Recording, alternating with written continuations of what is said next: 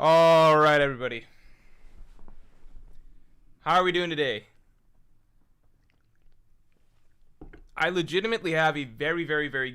First of all, you know what? I shouldn't start with the excuses. I should start with saying thank you to everybody for. I assume pretty much everybody here is subscribed. But even if you're not subscribed, thanks for watching the content in general.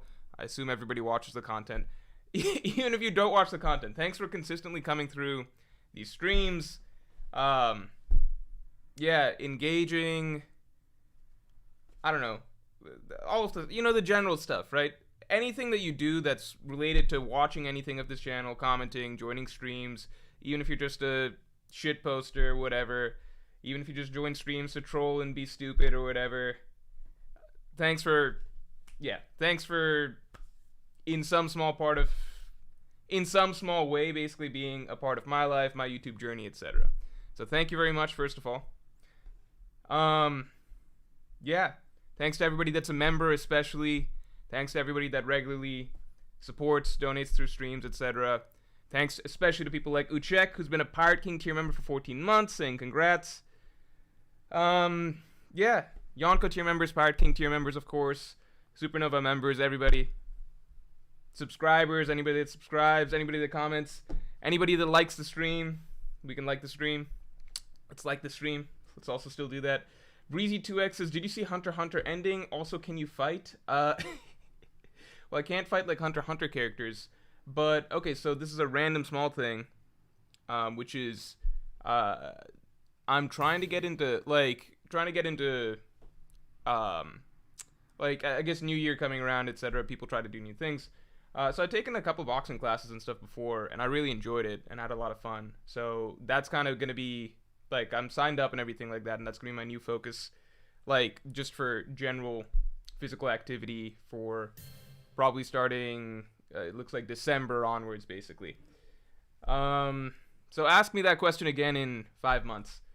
The reason is largely because I don't do anything consistently cardio related. Like, I go to the gym, but I don't do cardio stuff.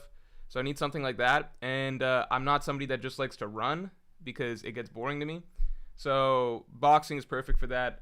And then doing anything like team sports, it's just, in my mind, that's too much involvement. Boxing is just something that's, you can show up, do things solo for the most part, or with one other person or something, so it's better.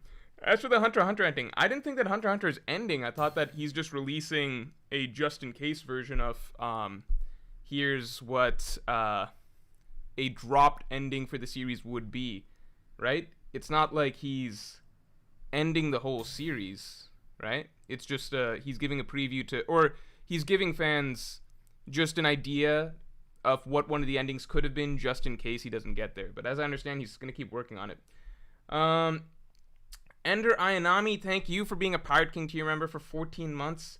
Waifu tier list, just dressed in Jinbei cosplay while doing Bollywood dance. Oh shit, all the broken promises.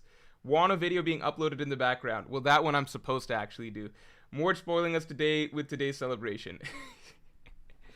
I don't remember the part where I confirmed that all these things would happen today, but, thanks for, I guess, reminding everybody. Also read Fire Punch. Oh, and there's some supers I gotta catch from before the stream started.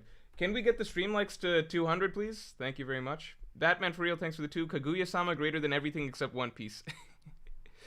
It's a totally different genre, but I believe that Kaguya-sama is the One Piece of romance or rom-com genres. JWP, thanks for gifting 5 memberships. Really, really appreciate that. As does Red Agrid, Jack D. Slime, Joseph eBay, Wartaw, and OG3. Everybody say thank you to JWP.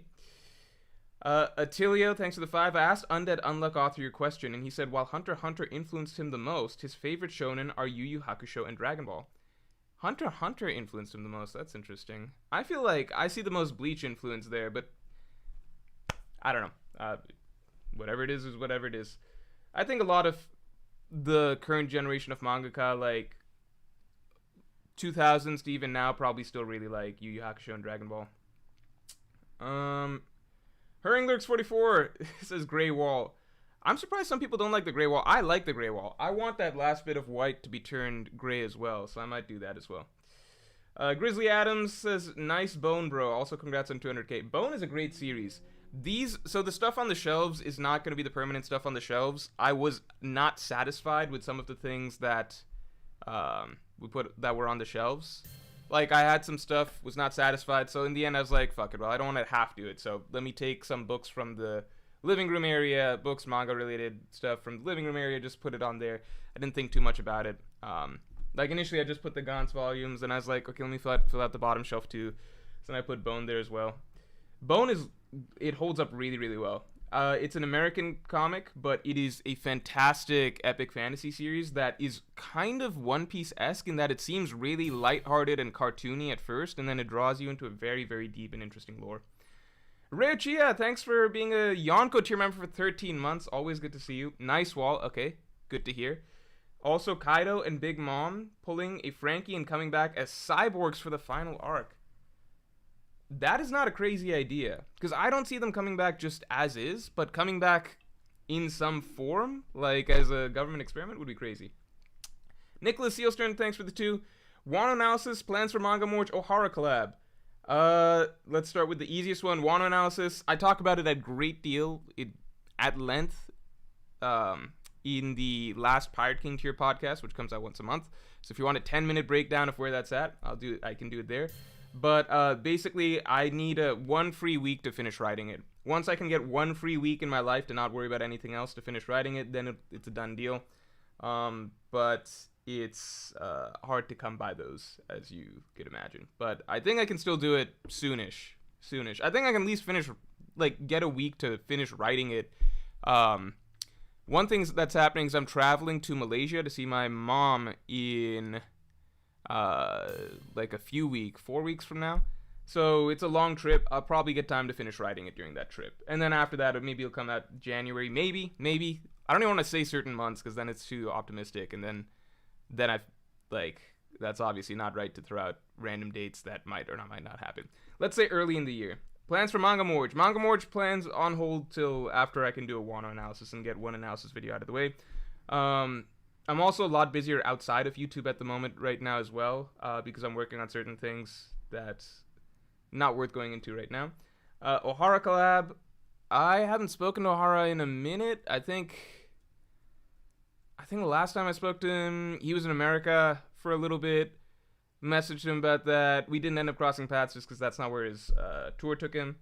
But I don't know, maybe. I don't think I've collabed with anybody on this channel in quite some time. Thriller Barks back. Thanks a lot. Congrats on 200k. Shelves are looking good. Thank you. Imagine when there's other stuff on the shelves that won't just be like the books are placeholders. I think the other things, the plant. Okay, I'll get some opinions on what should stay and what should go in a second. Grizzly Adams. No, we covered you. Hold on. Ponty, thanks for being a Yonko tier member for 6 months. Congratulations, Mr. Morj. Thank you. Some streams are more European friendly. At more European friendly times would be great, but I know it's difficult to do. Keep up the great content. I don't know if it's genuine. The only times that streams end up being European friendly is when my schedule is totally randomly thrown off and I end up having to stream way early or way late for some reason. So, don't know if I can do it. But I hope European viewers are at least able to enjoy the VODs for what it's worth. But it's just the way it is. Kylo D. Swaglypuff. Thanks for being a Yonko tier member for a month. Been watching for a few years now, Morj. That's good to hear. I always like to hear people who've been around for... Because it was just such a different time. People who've been around for, 2021, 2020, 2019 even, before I was... 2020 was when I really started doing YouTube regularly. Regular videos coming out weekly. Incredible analysis and a great time during streams. I'm glad you enjoyed both. Good shit, keep going. Thanks, appreciate it. Breezy2x, thanks for 2. Are you reading any other manga /weekly/monthly? Not super regularly. Chainsaw Man I'll catch up with every now and then. But I usually let chapters accumulate because the chapters are very short, so it's not fun for me to read it weekly. Although I did get spoiled on something pretty big recently because I wasn't keeping up weekly, so... Pros and cons to that. Beyond that, not really. I'm letting JoJo's pile up. I haven't really seen much stuff about people talking about JoJo's as of late.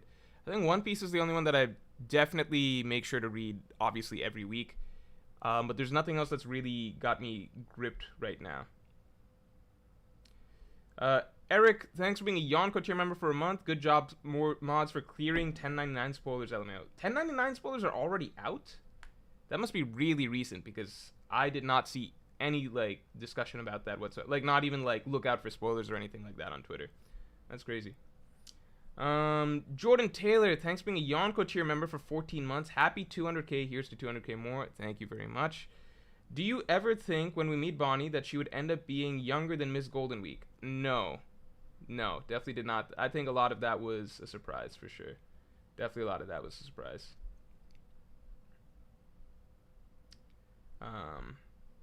Grizzly Adams, thanks for the 5. Chapter 838, Shanks attends a wedding on a ruined island with American cacti and an Old West chapel.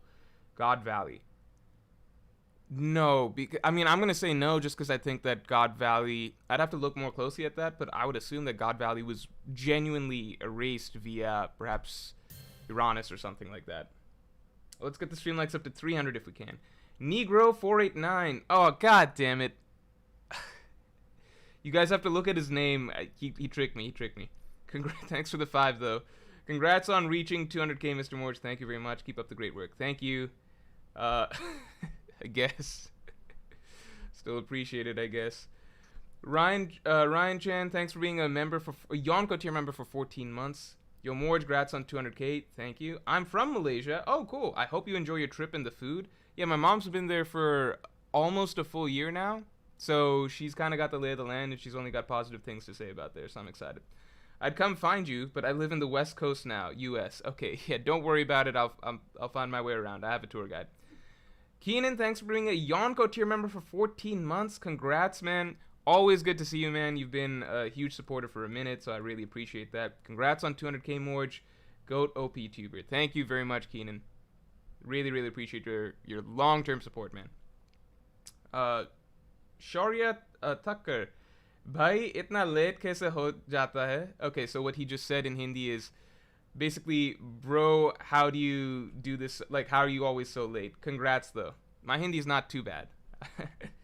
I can tell you why I was late for this one, so I'll give the quick explanation for this one. I was going to be closer to on time for this one, but then I decided that I should... people have been asking for a drunk stream for a long time. I was like, okay, I don't have any beers right now. Let me go pick up some beers. So this is... Weirdly for you guys, I did not want to drink today, but I think I also said that I would make it a low-key 200... Like, it's a celebration stream, so I feel like you need to have some level of something to make it slightly different, so got a beer. I'll probably drink one more before the end of the stream. I have not been... like... I have not done another drunk stream, as people have asked, for a long, long time, just because I generally try not to drink during the weekdays if possible, unless it's like a social thing. And I really did not want to drink beer today because normally I'll drink like once or twice a week at most, basically. But this weekend, there was a lot, so I ended up drinking Friday. Saturday was a Friendsgiving, so I was drinking then. Then Sunday I went to a baby shower, so then they had drinks after the baby shower stuff was done. Then tomorrow I've got a date going to a happy hour. I'm gonna do cocktails, so probably gonna at least two drinks there, whatever. So I was not wanting to. And then Thursday's Thanksgiving. Although I don't have any Thanksgiving plans, basically. I had a Friendsgiving with my friend group this Saturday. Not seeing my family, so I have no Thanksgiving plans. So maybe I just don't do anything Thursday. But yeah, I definitely more alcohol than I would have liked the last several days, and then also tomorrow, and then also potentially maybe Thanksgiving of something. I don't know. So I'm taking this for you guys, basically. All right, so I hope you appreciate it. I don't want to be drinking this right now, but I'm doing it to celebrate and to make it feel like a real celebration.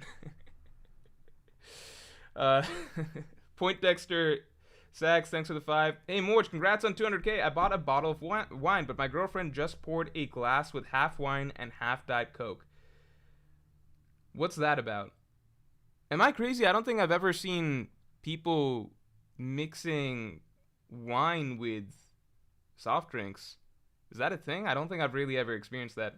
The Outback Pandas. But thank you, by the way. The Outback Pandas. Holy shit. Always good to see you, man. Thanks for the 50. Congrats on 200K, big dog. Thank you, man. I really, really appreciate that. Always appreciate you and your very, very generous support. Thanks a lot. I know I've got some supers to catch from the beginning. I will get to those in a second.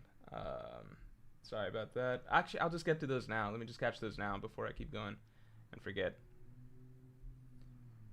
1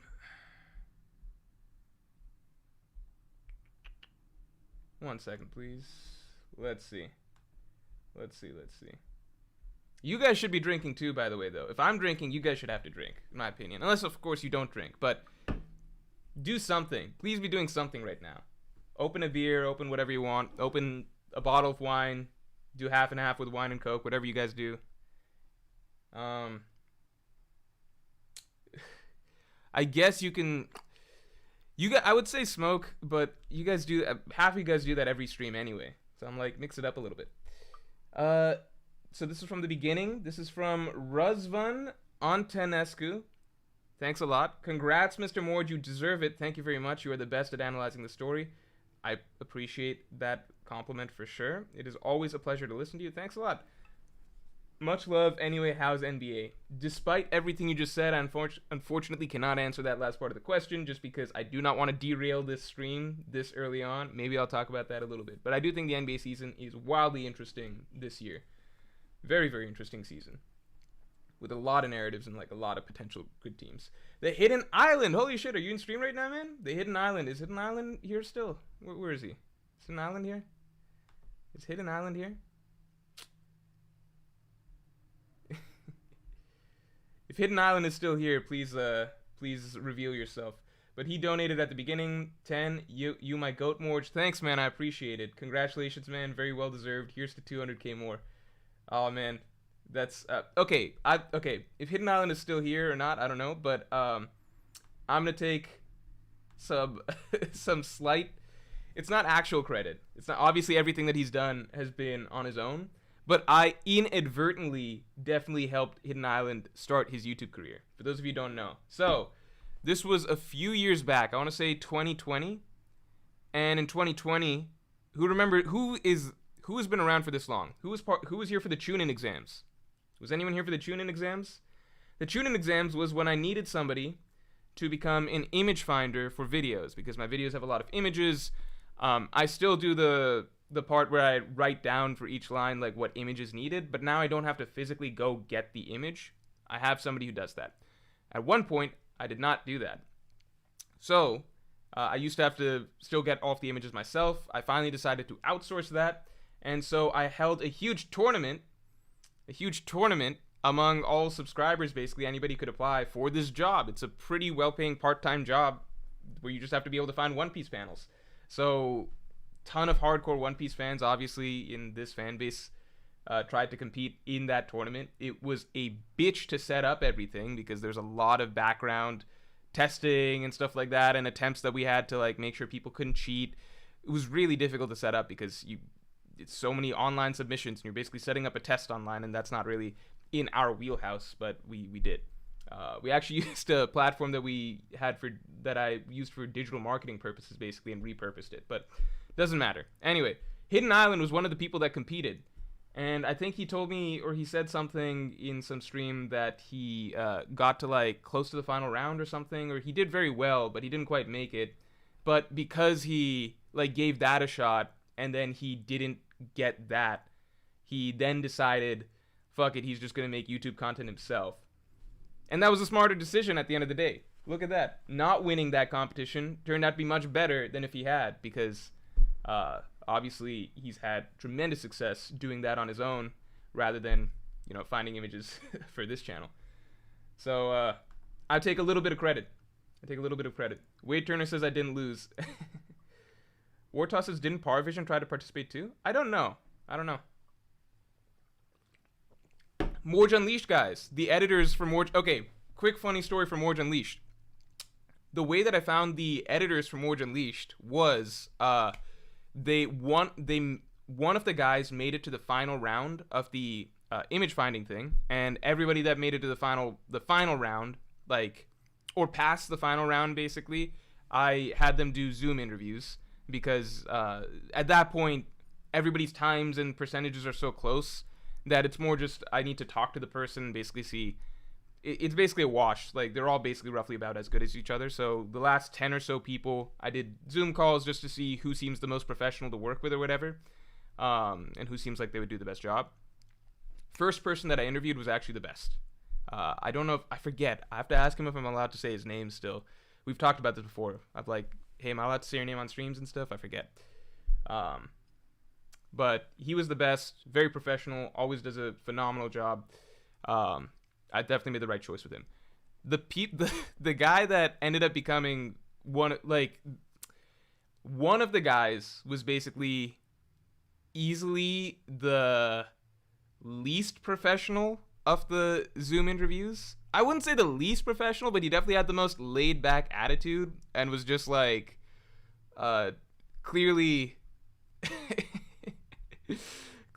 a pretty I don't know, like pretty like he was clearly like trolling a little bit, even with the way that he did the exam. Like, he had time to do all the images and then even sent in like a fake meme image along with all the images. So then when I did the Zoom interview, he was clearly very like casual, laid back about it. And I was like, oh, this guy would be fun to work with. And then I thought about it a little bit. I was like, but he's clearly not like a super professional dude compared to that other guy. So in the end, I asked him. But then later on, when I was like, wait, I need some people for this Morj Unleashed channel that I'm trying, I reached out to that guy, and then he was working with some other people, and they all turned out to be great editors for the Morj Unleashed channel. So you never know, because sometimes people aren't a perfect fit for this position, and they might be a great fit for a totally different position. Anyway, long story over, but it's funny how you can blow an interview in one job, but then be like, okay, but they're clearly qualified for this other job. Anyway, anything else I missed from here? Thanks a lot, Hidden Island. I appreciate it. You'll be at 200k in no time for sure yourself. John678, thanks for the 5. Morj, Oda will retcon Bonnie being a child next chapter if you're on time. Okay, there's a lot riding on it. The fate of everyone is in your hands. Don't fail us now. Also, congrats on 200k. Thank you, John678. Again, always appreciate when you come through with your support. A lot of you've definitely done a lot for me and on the stream in general. So I appreciate you, man. But I don't know if it's in my hands whether or not we can make Bonnie not be a child. Bunfagum, thanks for the 7. Hey, Morj, by end of story, where do you think Zoro will be relative to Luffy and Sanji in terms of power? Congrats on 200k. Well-deserved. Waifu tier list, question mark. Ah, shit. Okay.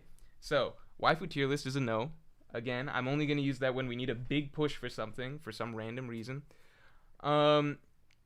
Zoro relative to Luffy and Sanji, I think Zoro will end up in this weird, finicky space where he often is in relation to Luffy and Sanji, which is, I think if you ask a lot of readers right now, a lot of readers will, I think immediately coming out of Wano, a lot of people were like, okay, Luffy is way ahead of Zoro and Sanji.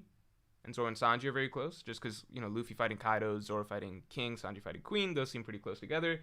Then at some point, partway through Egghead Island, maybe because Luffy and Zoro were being portrayed as a duo pretty frequently throughout that arc, some people started saying, you know what, Zoro's closer to Luffy than to Sanji. And that it's Luffy and Zoro who are really the two strongest fighters, advanced Konkrasaki users, etc. And then Sanji's a good gap below. And then I think that kind of view has persisted a little bit till now, although people are kind of going back and forth a little bit now that I see, because the Zoro versus Lucci situation is not resolving quickly. So the bottom line is, I've just seen the pendulum swing back and forth quite a bit. And if you were to ask me where will it be at the end, I think it will be similar to where it has been for the last, I don't know, since post-Wano, which is unclear. Which is to say that I think a lot of readers can make the argument that Zoro is closer to Sanji, and then a lot of readers would make the argument that Zoro is closer to Luffy, and I think it would ultimately be left pretty ambiguous, basically. I think that there'd be arguments that both sides could make, Same way right now, a lot of people could be like, oh, well, Advance conquers Haki and stuff like that. And then other people could be like, yeah, but look, it's not beating Lucci that quickly. And King's probably maybe not that much stronger than Queen. It's hard to say. That's its own whole debate, stuff like that. I don't know.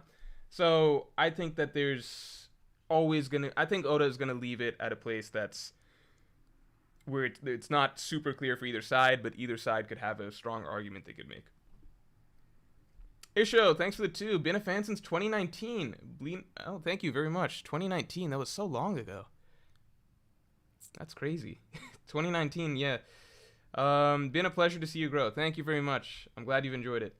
Behano, thanks a lot. I have a member super chat right before stream. Ah, shit. Okay, so member chats, unfortunately, I cannot. There's no way for me to go. Once they scroll past, they don't. There's not an easy way for me to access them again. So I try to get them right away. But there's not an easy way that I can see that I could easily catch yours right now. So Benhor, if you want to just comment it again, just like normal comment, I'll just read whatever you say. Ignorant Weed, thanks for the 5. Morj, congrats. Would you rather ask questions to Oda in SBS or have your cover page request drawn by him? P.S. Can't wait for the PS5 giveaway. Oh, was that supposed to be this stream? This PS5 giveaway that one of you guys decided that I'm doing, and then apparently everybody jumped on board with it. I would rather ask Oda a question in the SBS and have it answered for sure.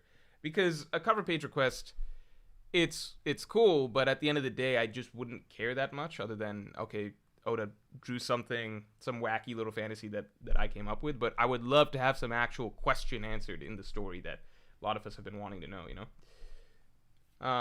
If I was only able to ask him one question, I'd have to take a bit to think about it, because I wouldn't want to ask something that would likely be covered later on in the story. So I'd have to think about it a good while what I would specifically want to ask. Keenan, thanks a lot, man. What's a Hunter x Hunter mystery you're curious about that you're afraid won't be revealed? Mine are the rest of the crazy slots. Oh, I don't think those will be revealed, dude. But that's not a huge deal to me, but maybe that's because I'm not a huge Kite fan. Like, he's okay. And full effect of third prince's Nen Beast tokens, but I don't think we'll get either. Let me try and answer without spoiling too much with Hunter. But here's the thing with Hunter x Hunter, which is that so much stuff in Hunter x Hunter is so fucking specific. Like, for example, the full effect of third prince's Nen Beast tokens. We can talk about that. Anybody who hasn't watched Hunter x Hunter, read Hunter x Hunter, is not going to know what the fuck we're talking about, and you're not going to remember it. A mystery that I'm afraid... Okay, the biggest mystery I'm afraid won't be revealed for time purposes would be the... Can I say just the Dark Continent in general? I think that maybe that's too broad. That's too broad. I would say maybe some of the mystery... I just think the Dark Continent is so wildly ambitious for a story that so far has been relatively short and has never really... like had a consistent pace of release, and all of this stuff seems very, very, very, very expansive. So to me, it's just like I would be sad if some of the Dark Continent mysteries, like out of the 5 things that got brought back, were not answered, I suppose. But here's the good thing about Hunter x Hunter. Here's the really good thing about Hunter x Hunter, which is, you know where the anime ended? The 2011 anime. It ended... Most people are aware of this. I don't think it's a big spoiler. It ended without the series itself ending, but it ended at a point where you could say that most of the overarching threads of Hunter x Hunter were answered right there. The tricky thing with Hunter x Hunter is that it's kind of... I view it as kind of the opposite in One Piece in many ways, or at least it was. Now I think it's shifting to a certain more tightly written overarching structure, but it was very much... There wasn't a lot of ongoing plot lines or significant world plot lines going on from arc to arc. It was generally self-contained adventures with some degree of overarching plot, like Gon still chasing his father, etc., but not a lot of, building momentum to this, to this, to this, to this. So where Hunter x Hunter ended was a fairly clean ending. It still had questions unanswered, but it's not a series where, like, if it stopped right there, then there'd be a huge question mark for, like, a million things in the story. Like, you can't end One Piece at Marineford. that would be basically the entire important part of One Piece's story is left unanswered. But you could technically end Hunter x Hunter right where the anime ended, and it wouldn't be that bad. I mean, it really isn't. Most people finish the anime and still feel like they got to read a full story for the most part. The problem is that Hunter x Hunter right now is opening up a new section of the story, which seems like it is going to be much, much, much more running plot lines, much more building lore that needs to be answered, things like that. So this is the tricky phase of the story where we are going to get mysteries that potentially go unanswered. Anyway, let's keep going. JWP, thanks for the 5. Congrats on 200k. Streams plus member stuff has been awesome this year. Thanks. This has been a really fun year, these last two, because I've been really consistent doing the streams, and I've realized that the stream culture and doing streams is a lot more fun when, you know, everybody knows what's happening basically every week, like Monday stream versus chapter stream, etc. And just the stream culture, I guess, that develops over that period of time, and getting to do it over a long period of time is a lot of fun. Let's get the stream likes to 300 real quick, and I'm glad you enjoyed the streams, the interaction, etc., and I appreciate your ongoing support, obviously.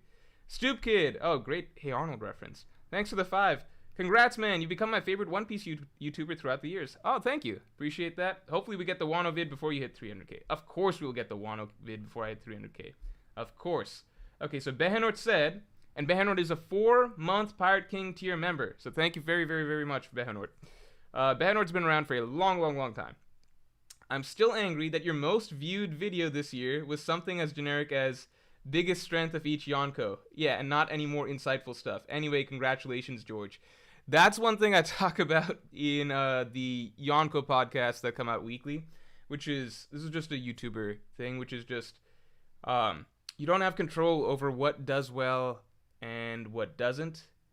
And sometimes, for me, I personally thought that the last video that I just did, talking about Kuma's flashback structure, but also just Oda's structure for One Piece flashbacks in general, that video didn't do so hot.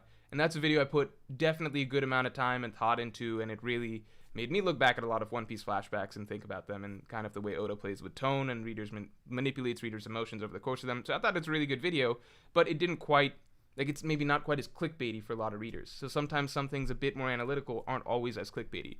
The other hand, I did a video which was the biggest strength of each Yonko crew, which for me is just it's a cool, fun video for me to do, but I'm not going to pretend it's a deep video by any means. But because it's not a deep video, that video did very, very well because it's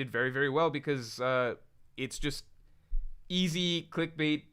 It's something that a casual One Piece viewer will enjoy. So sometimes you just gotta live with that, and that's just the way things are. I'm not gonna complain that a video is doing well. Well, I guess I am complaining that a video is doing well. I'm not gonna be bummed that a video is doing well, but sometimes you just, roll your eyes at the way things are, basically, and you're like, okay, I guess maybe I should do more of those, but I don't want to. So, it's the way it is. Anyway, but thanks, Behenort. Always appreciate seeing you, and thanks for being a supporter of this channel, viewer of this channel, etc. for so long.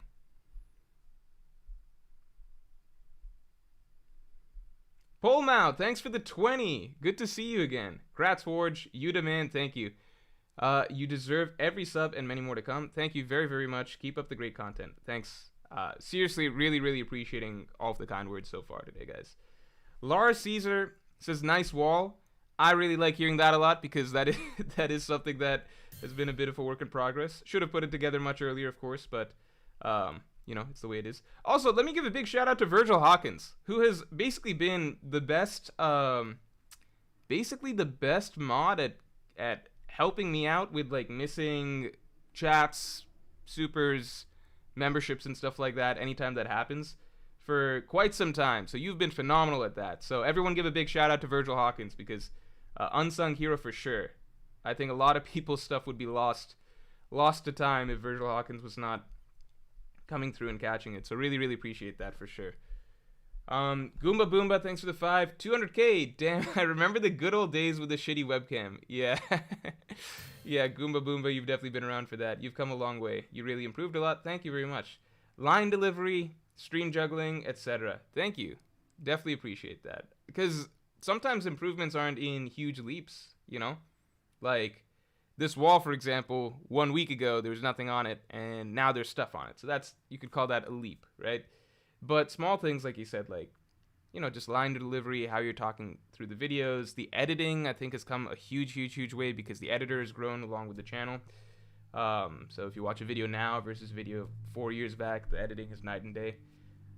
Stream juggling, yeah. Could probably do better being on time. But today's, again, was for a good reason. A reason that we're all cool with, right? Just to buy some beers, that's it. JPrisP, thanks for the 5. Grats on 200k cult members. Ah, shit. We don't talk about it being a cult. Who's your top 3 OP husbando? If we're not doing a waifu tier list, we're definitely not getting into a husbando tier list. That would be for a huge... We would need to do a huge... it would have to be for some sort of a huge goal to do something like that. Like get from 300k to 400k in one day. English 1D1, welcome to the Yonko. Thank you for joining. Look out for this week's Yonko podcast. Comes out on Friday. Every Friday, for those of you who want to check it out. Anuj Agrawal, always good to see you, man. Another long-term viewer, long-term supporter. Thanks for being a Yonko tier member for 14 months. Congrats, Morj. Can't believe it's been half a decade since I started watching you. Holy shit, you've been watching for 5 years. So you've been watching since basically 2018, or pretty much, 2018. Back in the channel's really obscure days. Logo contest, still my favorite stream ever. Oh, the logo contest. The irony of the logo... This is not the correct use of irony, but...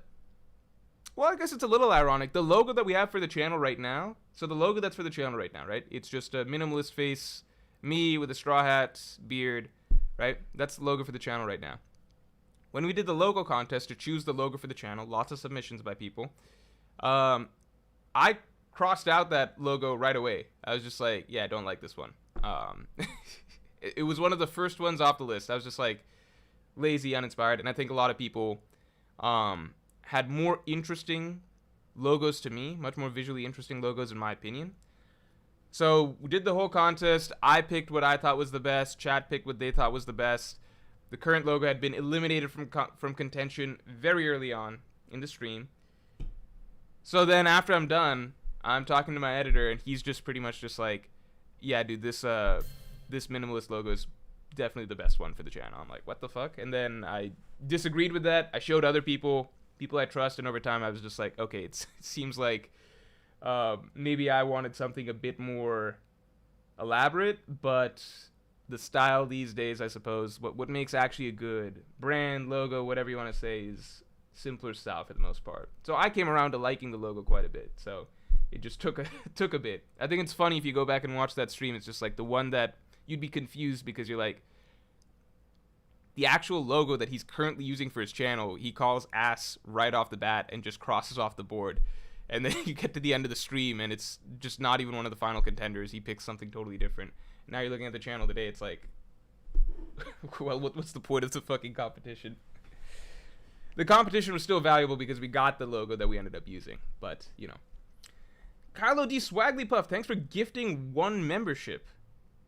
You gifted 1 dude a membership. Who is this lucky person? Zain Ali. Are you sure you weren't trying to become a member and then you accidentally gifted someone a membership? Because I feel like that's what might have happened. I still appreciate it, but I'm sorry if that's what happened.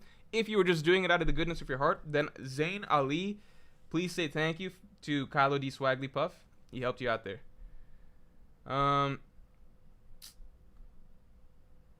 Okay.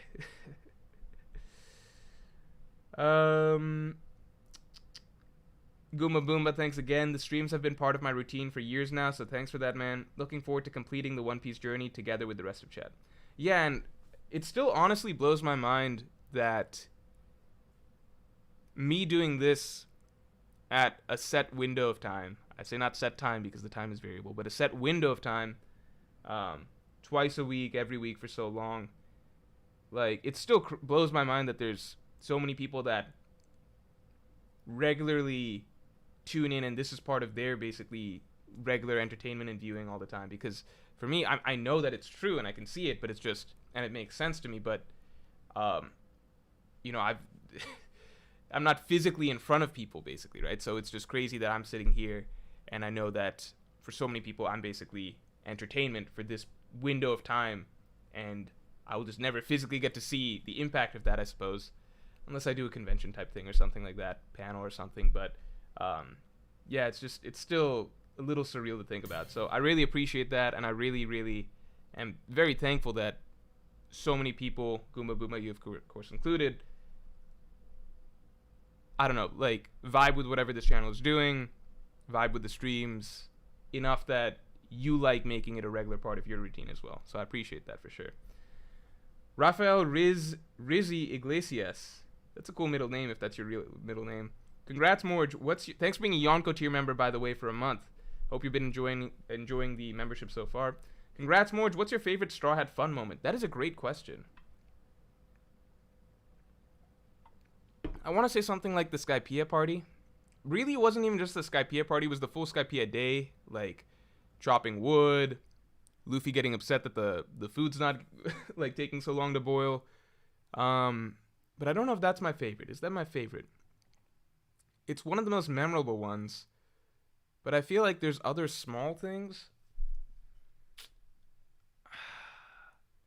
I don't remember. I would say that one right off the bat. The tricky thing is, I'm trying to avoid anything from East Blue because so many of the Straw Hats weren't members there yet. Later on in the story, I think there's fewer and far between extended sequences of just Straw Hat interaction. I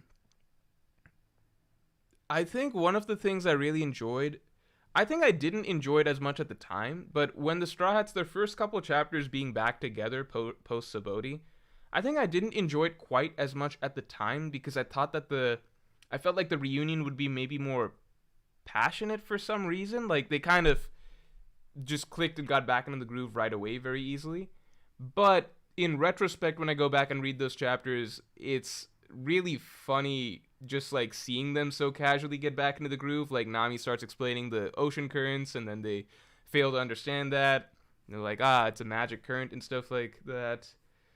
One of my favorite little Luffy and Zoro interactions in the entire story is actually, it's in that scene. It's actually just Zoro. It's just Zoro just Luffy casually asking Zoro, like, so Zoro, where'd the bear guy send you? And Zoro's like, oh, you're not gonna believe this. It's just it's so funny because usually you don't see the Straw Hats really have, like, obviously they're amazing friends and they go through these life and death experiences together, but they don't really have real conversations that often, right? Where they really get to know that, you know, like when you as a person are getting to know another person, you tend to, there's certain questions you ask, certain things that you learn about them, right? The Straw Hats are more, a lot of their interactions are more light and surface level, right? Because their bonds are obviously very deep, but that's just kind of the light dialogue that Oda writes for them. So for Luffy and Zoro, I'm reading that, I'm like, this is Zoro's about to drop like an absolute bombshell on Luffy, and this is one of the first times that they're actually like, I see them sharing information about, you know, their life, their experiences. But it's done so casually, just like, so where'd the bear guy send you? And Zoro's like, you're not gonna believe this, and he's about to tell Luffy he got sent to fucking Mihawk. It's just something that carries so much meaning and significance. Like, I was training for my life with fucking Mihawk, the world's strongest swordsman that we met back in Baratier for 2 years, but it's being broached by Oda as like a casual background conversation. That's one of my favorite little interactions. So I think I enjoy that whole sequence of them getting back together post Saboti quite a bit more now. It's just very light, very fun. A lot of little things, little lines and little interactions I like there. Great question. English 1D1, thanks for the 20. Congrats, Morj. Only started catching streams recently, but have been watching since 2021.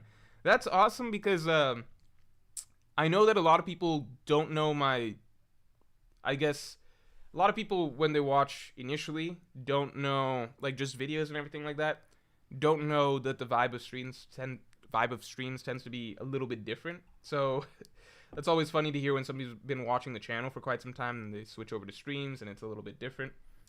Love to see your growth. Thank you very much. Your streams are always mad fun. Thank you. And I feel your theories are usually the most realistic out there. Well, yeah, more bone talk, please. That's going to be a polarizing statement, but I appreciate you saying that. I always feel like I have good reasons for everything that I put out there. More Bone talk, please. I'm not going to derail with Bone, but I'm going to hard recommend the series. If you look it up right now, I really, really recommend this one because I think a lot of One Piece fans will love it. I think people will love the humor, the lore, the style, um, the creativity. It is one of the most deceptively brilliant fantasy stories that I have ever read. To be fair, I read it when I was a kid growing up, but it still stands out, and I could clearly tell it was very, very different conceptually. Um, the vision, the layering of ideas, the way that the author draws you in to a much grander and just grander, more abstract. It's more abstract than One Piece the way that it goes. It gets more abstract, more surreal than One Piece the way it goes down, but it is also very, very. It becomes a huge epic that starts off almost as a little cartoony thing. So I definitely, definitely recommend it. Just look up Bone comic. Just look it up. It's a phenomenal, phenomenal series. I'd say very underrated. If it was a manga, it doesn't fit the manga style quite as much. I don't think it'd come out weekly, but it's a shame that in America, I think it's amazing that Japan has fostered a culture for mangaka, right? For comics to become such a elevated, popular medium that everybody can just know about it, right? It's so widely accepted in Japan. The same way that, or probably even to a larger extent than even novel writers and such are in the United States. I think that's phenomenal, and obviously the way that it spreads outside of Japan often gets adapted in anime, etc.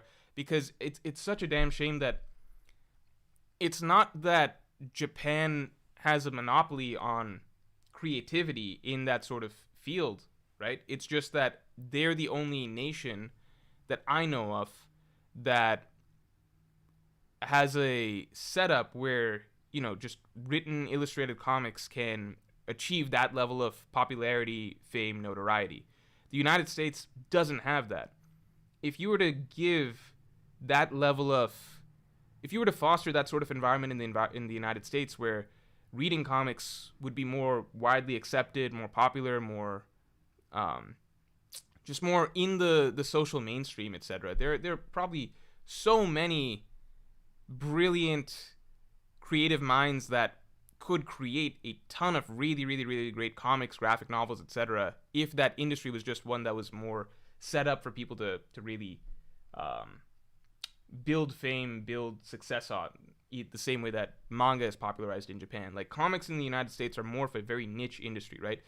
Most people don't really read comics. If they do, it's just DC and Marvel, and that's not usually where the best stuff is going to be. Like, series like Bone, I wonder how many other series like Bone would exist if there was a setup in the United States where comics, graphic novels, etc. could reach that sort of mainstream popularity the way that manga can in Japan.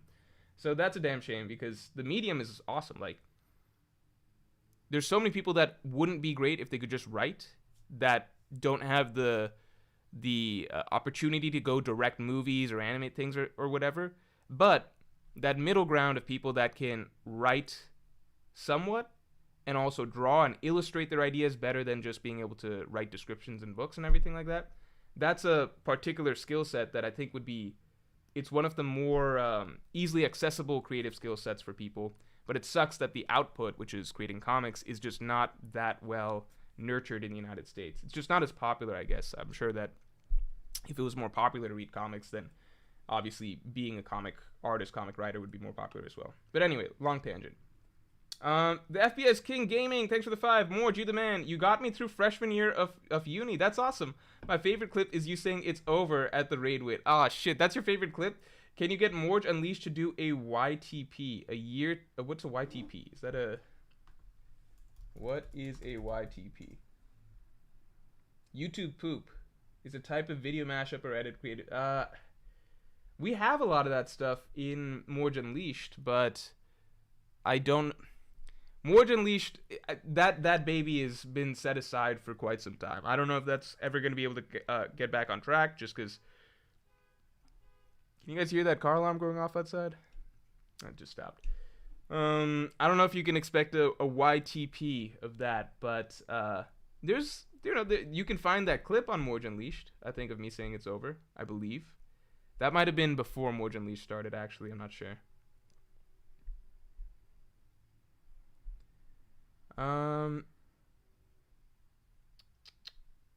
Oh, Anujagrawal, I'm sorry. Favorite of your early short vids. That was something that you mentioned that I missed. Favorite of my early short videos. This is going to be weird, but I don't really like my short videos from early on. Because it's just, they're so far back, I don't think that they're good now.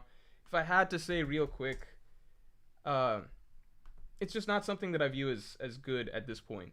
Right? They seem very, very old, dated, amateurish to me at this point. Compared to like the longer form analysis videos that I started doing. If I'm trying to take a look, I don't think I really like any of these. A Living World. If you would call this a shorter video, One Piece analysis, A Living World. I like that one. It's 6 minutes long, shorter than the stuff I do nowadays. I will say, like, this is no, I mean, this is just, some of the analysis stuff that I was doing back then, I do think was well ahead of its time in terms of where the story ended up going.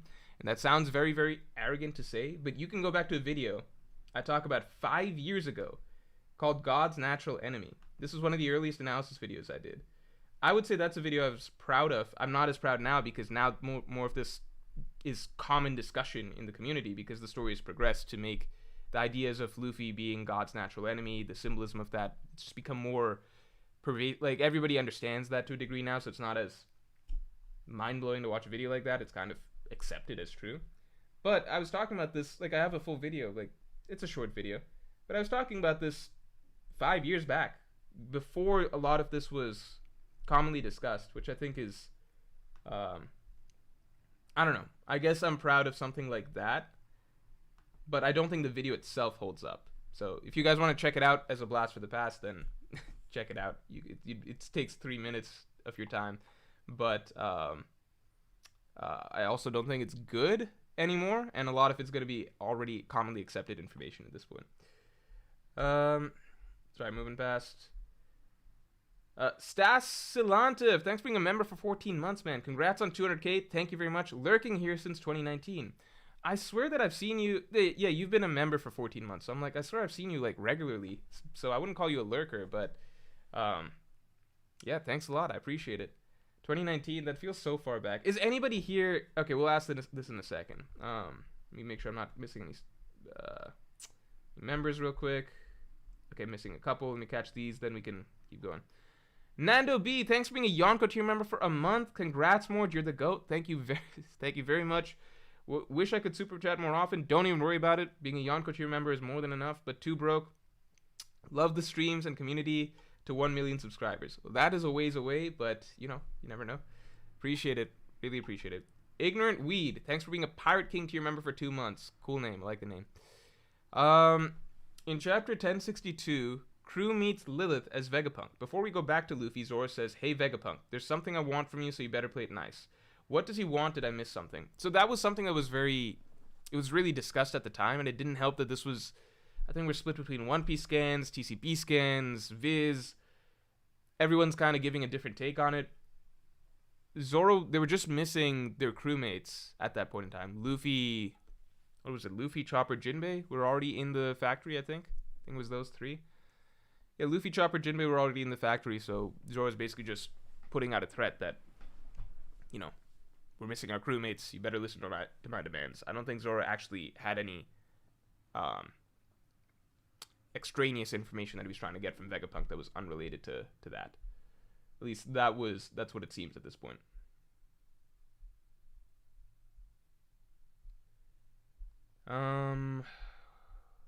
Missing something? No? Okay. Yeah, let me ask real quick. Oh, no. Jade FW, thanks for being a Pirate King tier member for 12 months. Holy shit. Congrats, Morj. Thanks a lot. Been watching for 4 years. Wow. Appreciate you respecting One Piece as a legit literary work, flaws and all. I do really try to put it under that lens, which I think is why a lot of people don't like when I don't like certain things, because it. I think things that I think are a big deal are sometimes not a big deal to certain people, but then they're a big deal to me because I put so much work into talking about One Piece as like a work of literature and evaluating in that light. So then I'm like, well, I don't think it's right that people appreciate those videos, but then get upset when I have a critique of it by still putting it in that light. Like, no, this is important. Like a narrative work needs this, it needs this, it needs this, and then people are like, well, who cares? We've got some good fights or something. So that's, I guess, for better or worse, how I view the series. Felt like I was going mad during Wano when other One Piece spaces didn't allow for criticism. It's just the way it is sometimes. But that's okay because I think the series right now is arguably in the, in the best phase, or shaping up to be the best phase of the entire story. So, the past is the past. Let me ask real quick. Has anyone been here since 2017? That was when the channel started. 2018 is already a long shot. 2018, 2019, that was a while back. And that was before I was a regular YouTuber, really. I would just put up videos during that period of time. I don't even want to say semi-regularly. I would put them up like one video this month, maybe 3 months go by, then I drop 2 videos. Maybe 4 months go by, I drop like a few videos. One video here, one video there. But it was very, very rare. So I'm curious, 2020 was when I really started doing YouTube more regularly, and that was halfway through 2020. So prior to that, it was just all random stuff. So 2018, 2019 is old. We've got Abrar Ahmed says 2018. Jordan Taylor's 2018. 2018 is crazy. Anuj Agrawal, I already know you 2018. Breezy2X is 2017 as well. 2017, I started late 2017, like maybe July or something. And I would be very shocked if anybody's watching 2017. Because 2017, there was almost no handful of subscribers. Maybe, I think I hit 100 subscribers a few months into, like maybe a couple months into into the start of my channel. I had 100 subscribers, and then maybe by the end of 2017 I hit like a 200 or 300 or something. Soul Killer says 2017. Breezy2X says I wasn't even caught up on One Piece in 2017. Yeah, that's crazy. A lot of people are new One Piece fans and just catching up now. We got a lot of 2018s here though. Nestor Garcia, 2018. Plasticola, since 2020. I count 2020 as the start of me treating YouTube as a career, basically. Before that, it was just a hobby. Wade Turner says, I was here when you killed Oof. Holy shit, that's 2020. That's 2020. Oof was definitely the dawn of...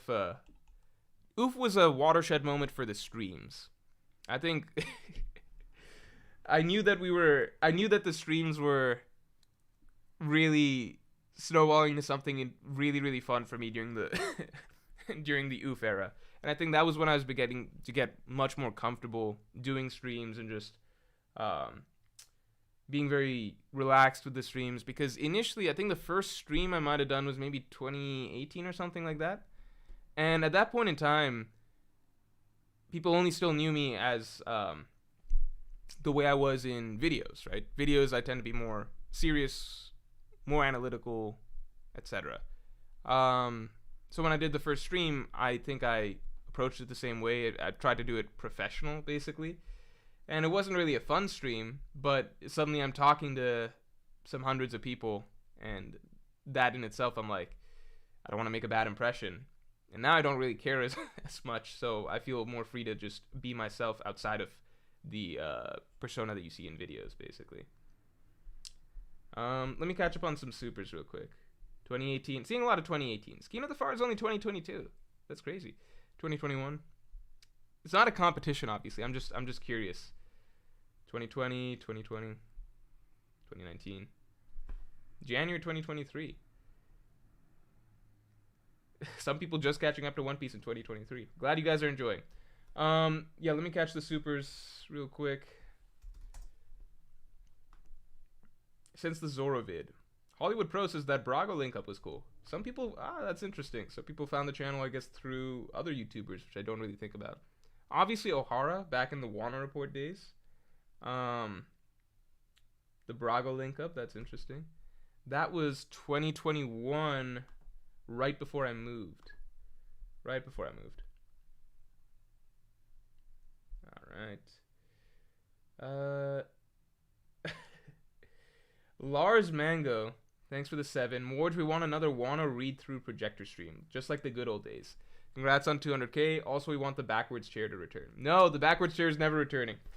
I was proud of that chair because I made it. Wait, did I make it or was... I forget. It was made incorrectly. Let's just leave it up to that. But, well, yeah, that means I made it wrong. I was like, can I blame the manufacturer for this? No, I made it wrong. April 2018. A lot of 2020s here. 2020 makes a lot of sense because 2020 was the fastest period of my channel's growth because that was when I started doing video. I suddenly switched to being a regular One Piece YouTuber. Again, before that, video maybe once a month, maybe once every 2 months, maybe 3 in a month, and then no videos for like 4 months. It was just very sporadic, not really a consistent YouTuber. 2020, COVID hit. I was basically doing 3 jobs at that time. I was like working as a court clerk sometimes in the week, like being the person that does the typing and notes.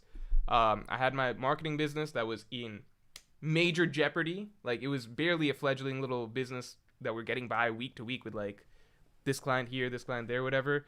And during COVID, it just went terrible. So it was going broke off of that. And then we had we still got video jobs, etc. once in a while, but we completely stopped getting those once COVID hit.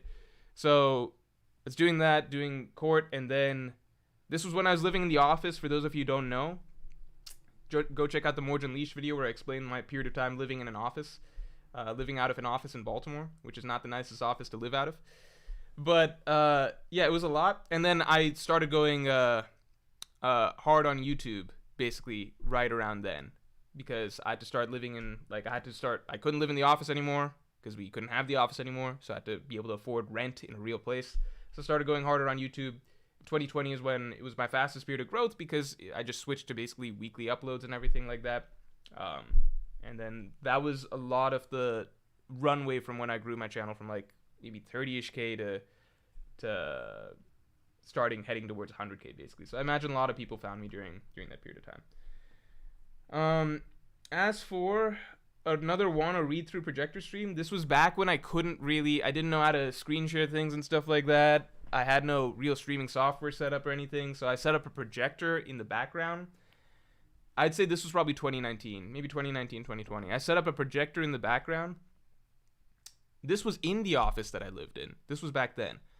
Projector in the background. I just projected images of the Wano chapters onto the projector back there, and it was probably the most technologically jank stream that I've ever done. And I think it was right around then that viewers began to realize that this Morj guy is not very adept at anything computer related, basically. I think that's when people kind of realized. That was the big reveal. Breezy2x, thanks for the 2. Your favorite manga to talk about / make videos on? Oh, minus One Piece, obviously. My favorite video, maybe this is easily one of my favorite videos ever, which was the Chainsaw Man video that I did on Manga Morj. And one of the big reasons that I kind of was, like, a lot of the momentum, a lot of my steam for pushing Manga Morj took a big hit initially, was because I put out that Chainsaw Man video, and it was doing phenomenally. Like, it was taking off. You can see the chart, it's just going up, up, up, up, up. And then the video gets age restricted. It gets age restricted, and as soon as a video gets age restricted on YouTube, YouTube stops promoting it on the platform. It's really only if people are searching and stuff, basically. So it was a video that I'd put a ton of time into.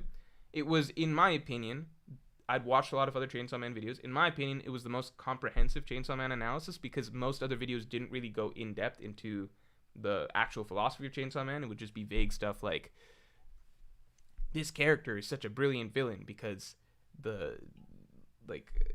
just the twists or something like that. But like, it would be vague stuff in my opinion that wasn't real analysis. It's just hyping up Chainsaw Man.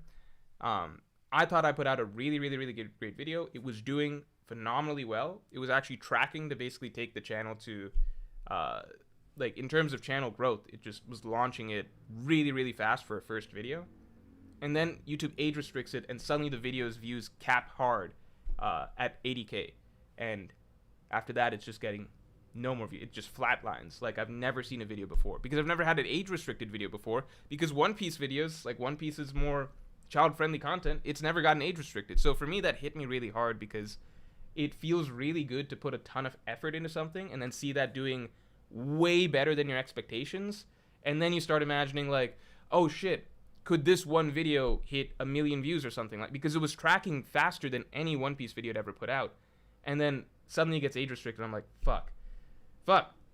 So Chainsaw Man was the most fun I had doing a video not One Piece related.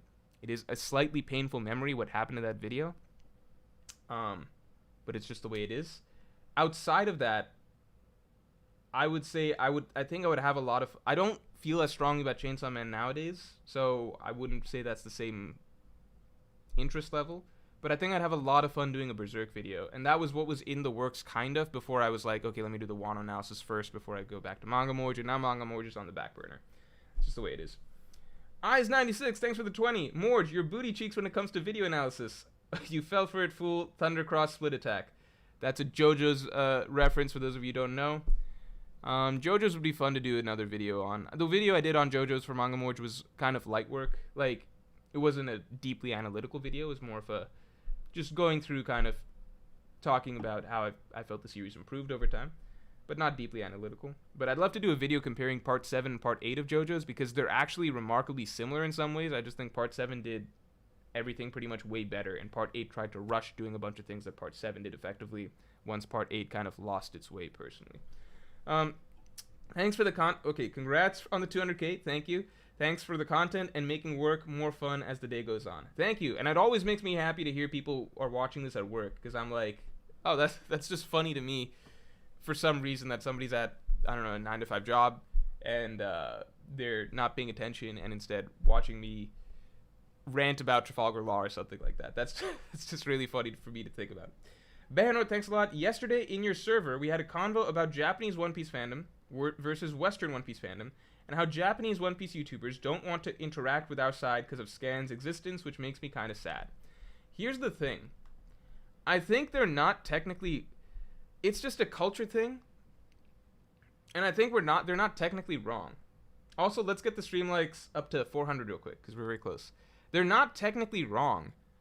I think there's a different value system, and I can understand why they strongly dislike our value system. Because their value system, I think, is based a lot more on principles, and ours is based more on, like, just fuck it, if that makes sense. Like, fuck it, we don't want to pay. Fuck it, why not? Like, it's a lot of that, and theirs is more principled. As I understand, a lot more respect goes to the people that are creating the art, the product, etc., and they don't like the idea of just stealing, especially when we don't need to steal, because it's available for like $2. Viz is what, $2? You get it. I just think Viz is fucking terrible, so they don't really know that Viz's translations are so bad. So they're not aware of that side of things. So we don't get to read the same shit that they do. So there's that part of it. But I think they just don't like it in principle, and I can understand it. Especially because, I mean, the same way that I hate spoilers and people that are putting out spoilers early, they've got to hate the same thing. They've got to hate those people. And I think that, like, people that put out spoilers early, but also people that read scans early for no real reason other than they just don't want to wait a few extra days. Which, by the way, it's never actually waiting a few extra days. If we all read the same day, like when it's officially released, we would all still be just waiting 1 week. It's the same thing. You always wait 1 week for a chapter. That's the insane part that is crazy to me about, like, you know, the need to read OP scans before TCB scans. If OP scans didn't... You're not reading the chapter faster. Like, you're not reducing your wait time for a chapter by reading OP scans over TCB scans. It's always going to be 1 week. It's 1 week to the next OP scans chapter. Going on a tangent there. But I get their mentality. They just don't know that Viz is terrible. Viz is genuinely terrible. So if they knew that, maybe their opinion would be slightly different. But I understand where they're coming from. And I don't think that they're wrong to feel the way that they do about us. Because it is shitty. Like, there's no real good thing that we're doing here, right? We're encouraging the stealing of work. We're not directly supporting the mangaka, the creators, etc., right? And in the process, we're spoiling other people by making this discussion so public online, etc., well before they're ready to read it, the actual target audience. Yeah, it's just shitty. We are the shitty spoilers readers and spoiler spreaders in that context, basically. Again, the one defense I have is that Viz is really, really bad. Their translations are terrible, unreadable, garbage. So, maybe the solution in my mind would be like, what if we're still allowed to read fan translations, but it came out the same day as the official release? Like, TCB could do their translation on the same day as the official release, and then that way everybody gets to read at the same time. We're not spoiling anything for Japan, but then there's still the issue of us stealing the content, right, and not paying for it. I think everybody that reads One Piece should pay the Viz price if you can, because maybe that's a luxurious thing for me to say, but it's only like $2, so I pay the Viz subscription fee. But yeah, I think that they're totally justified. I don't really know. I don't think that there's a valid defense for what we do. There kind of isn't. There's not really a moral defense for what we do. We're kind of just shitty. Like, there's no moral defense for stealing at the end of the day. I think at the same time, I don't pay for, I mean, there is moral defenses for stealing, and that, like, you could think that, like, the systems become too overpriced and stuff like that, and, like, companies have started splitting things up in streaming services that make it financially unviable for the average person to be able to watch all the content that was previously available just through cable. You can say stuff like that. There is obviously people's different circumstances and situations. Obviously, there's situations where it's just like, fuck you, I'm just going to steal this, but, like, I've made too much of a blanket statement there, but One Piece is not that. Like, you pay $2, you get access to everything. You get access to all of Viz. It is very, very reasonable for Japanese people to expect that we just pay that and not do what we do. But we do. Billy Bob says, why you hate on OP scans? You sound like a TCB elitist. Because OP scans contributes nothing to the community. They just put out worse scans. And so the initial chapter reading experience is bad. They put out worse scans that are rushed and shittily written. So it usually causes, like, controversy or whatever. But at the very least, the spoiler gates, floodgates kind of open up as soon as OP scans is out. So nobody's really going to... Like, you're going to see it on your timeline, you're going to see it on your feed, I'm going to see it in comments in my YouTube video, etc. And they're not really bringing anything to the scene. TCB scans at least brings better fan translations than Viz. Not in accuracy, but in readability. TCB scans has more readable dialogue than Viz does. It sounds better, it's more natural, it's the most organic way to read a chapter that sounds like actually well-written character interactions, exposition, etc., right? Viz is garbage for readability. So TCB scans, to me, does a service in that it gives us the best written chapters to be able to read, in my opinion, right?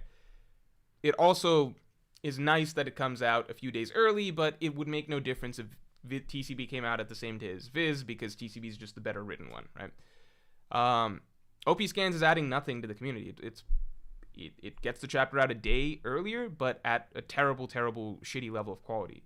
They have been getting better, so I'll give them credit for that. But I'm like, what is it adding to the community? Like, at that point, like, well, we could have the chapter out maybe even, like, a day before that, but then it would just be, like, written like a 5-year-old or something like that, and then that's everyone's first experience reading the chapter. It's just, at a certain point, like, why can't we value quality over just rushing a worse and worse version of release that kind of spreads out the time that everybody reads the chapter? Some people are reading this day, then this day, then this day, and it just makes community discussion so much more messy and controversial, and you get random debates and things like that happen over early bad OP scans translations. I just don't get why OP scans doesn't actually add anything to the community, right? TCB definitely adds something to the community. I really don't support some of the things that TCB has tried to do behind the scenes, which has been not good to hear. But if I'm just talking about the product, what they're providing is better. Yeah, and by the way, for Viz, you're allowed to read the most recent One Piece chapters for free. They don't even charge for that. It's kind of insane that, like the Japanese have a very, very, very solid case for us being just shitty for stealing. Like, they've got a very solid case. for supporting scans when we don't need to. However, end of the day, Viz writing is really bad.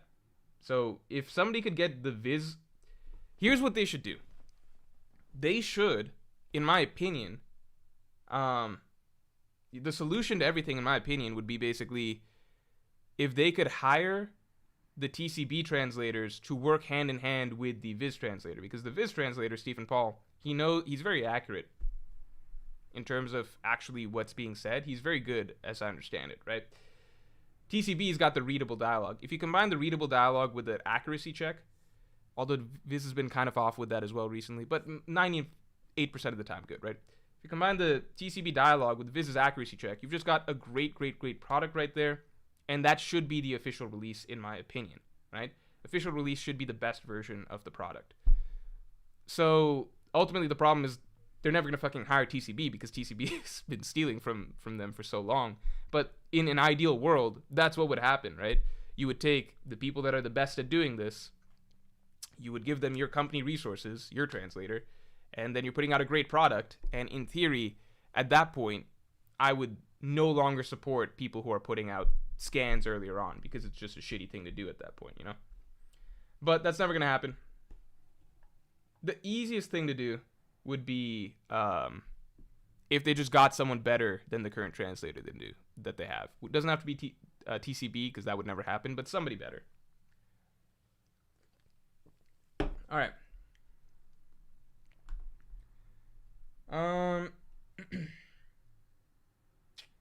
Sorry for the long tangent, but it is an interesting topic. Sean Easton, thanks for the 5. Congrats on 200K. Thank you, man. You've been around for a long ass time, and you've been a solid help for quite a while. I've been a sub since the first video. Holy shit, Sean. Have you mentioned that before? I don't know if you've mentioned that before. I think I would have remembered. That is crazy. Moria being the #1 warlord at Marine Ford is definitely one of your best rants. Dude, I even forgot about that rant. It's on Morj Unleashed. It is a good rant. Oh man, Morj Unleashed actually is probably a goldmine of good rants. I forgot. I've gone on so many rants, I've forgotten what the rants were. There's been a long and storied history of me complaining about things. Kino the Far, thanks for the 5.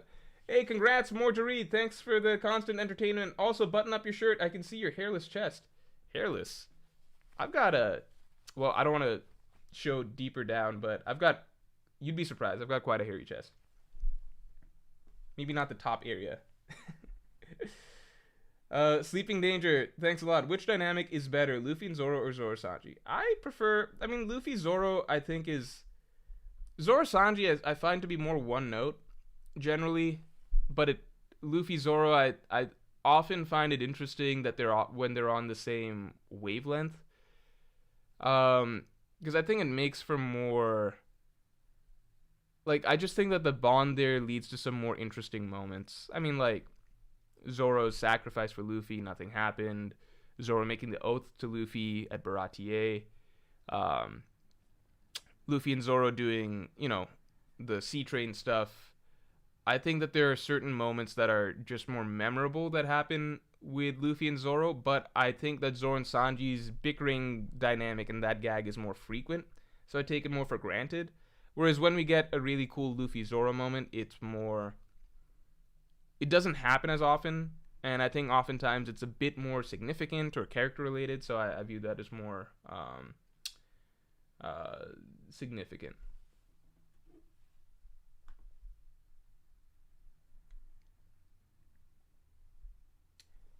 Demi D, your MC, thanks for the 5. Longtime fan who's finally able to watch you live. Thank you. Congrats, and bone is great. I cannot agree enough. There's a colored, so the bone that I have back there, it's all of it, but all of the volumes together, but it's black and white. Because the colored version came out years later, I think, so I haven't gotten a chance to buy that. But I don't know if bone's better in color or black and white. I don't know, I'd have to see. What are top things you've learned as a streamer from your first one to now? Oh, that's a great question. That would be kind of a long one. Let me try and keep it short. Top things I've learned as a streamer.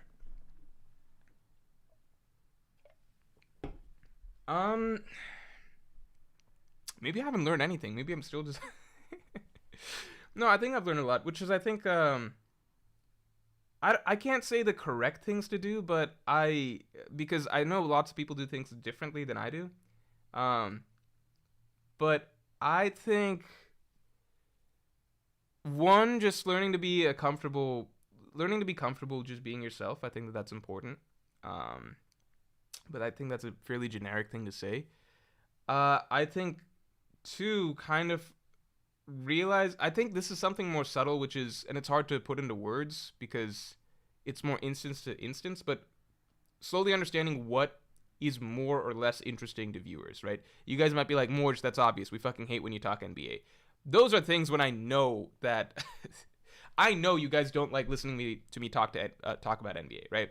I know I'm going off on a tangent and ruining the stream when I do that. Sometimes I just can't help myself and I do it for a couple minutes, right? But it's more subtle things like understanding what viewers are really there to hear. Um, yeah, what viewers are really there to hear. What are they tuning into? What is making your stream entertaining or or unique as opposed to whatever else people could be doing at that point in time. And just making sure that you're keeping in mind like um, are you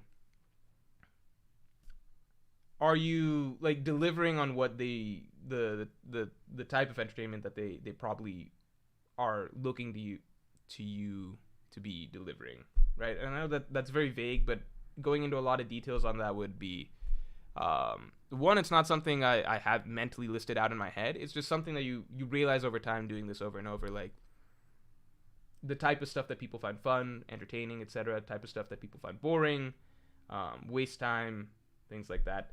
So it is subtle stuff that just develops over time, but yeah, I think a lot of it is that. And I finally did learn more about how to actually technically do streaming things. Like, there was a point in time I had a lot of difficulty anytime I had to change from displaying my face to displaying a screen, like a Microsoft Paint or something like that. And people might remember there was many, many, many times that streams would crash. There would be mic issues. I would have to start every stream asking 10 times if the mic is okay. Now I usually just ask once to do a double check. Andrew Chung, thanks for the 2. Morj, have you read Calvin and Hobbes? Calvin and Hobbes was such a formative part of my childhood. Back home, I own every single Calvin and Hobbes comic. I own them in sort of mini omnibuses. So, like the indispensable Calvin and Hobbes, I don't remember the names because I haven't sat down and read them a bunch yet in a bit. But Calvin and Hobbes, I think to date it's mind-blowing how creative the writer was for a newspaper comic strip writer. The subtleties in terms of not just his sense of humor, but his sense of creating really an endearing bond between characters, the two primary characters, and at the same time just capturing the sort of, I think what Calvin and Hobbes captures perfectly is the sort of simplistic innocence of childhood, but then at the same time the impending worries and fears and complexities of real life and adulthood that this golden period of childhood is basically skirting around and looking ahead to and kind of being intimidated by, but at the same time you're trying to revel in everything that you can do right now as a kid and the magical world of being a kid, while still having this sort of cautious sense of, like, there's a sort of cautious sense of foreboding and fear of like adulthood and the complexities and stuff, and how, Calvin, he's a kid that doesn't quite fit in, and the real world, there's so many things that, like, rules and things like that, but with his imaginary tiger Hobbes, he's able to just sink into just the free flow, free spiritedness of just childhood, imagination, etc., all of that. It's a really, really, really subtly deep series at the same time as being very, very, very funny, and just very, very, like, for me, it's a very, very nostalgic series because it takes me back to a certain time in my life. So Calvin and Hobbes it's not like a fantasy epic by any means. It's, if people somehow don't know what Calvin and Hobbes is, I don't know what this generation knows or doesn't know. I don't know if anybody even still fucking reads newspaper comic strips, but there's nothing I've read in terms of like short form comic strips that comes close to that. MPA Slick, thanks for the 10. Congrats to my Nika, Senor Morj Freeman. I've been watching you for 2.5 years now, and haven't missed your streams ever since you started streaming consistently. Wow, that's crazy. Never. That is impressive. That is impressive. But good to good to hear. I wonder how many people like that have been able to tune in for almost every stream. Truly love you and your channel. Thank you very, very, very much, man. Really, really appreciate hearing that. Again, like for me, sometimes it's surreal not fully understanding the full, I don't know, just the full scope of how many people just really, really enjoy this little hub on YouTube that exists, basically. Let me make sure I'm not missing any memberships. All right, I'm gonna keep going.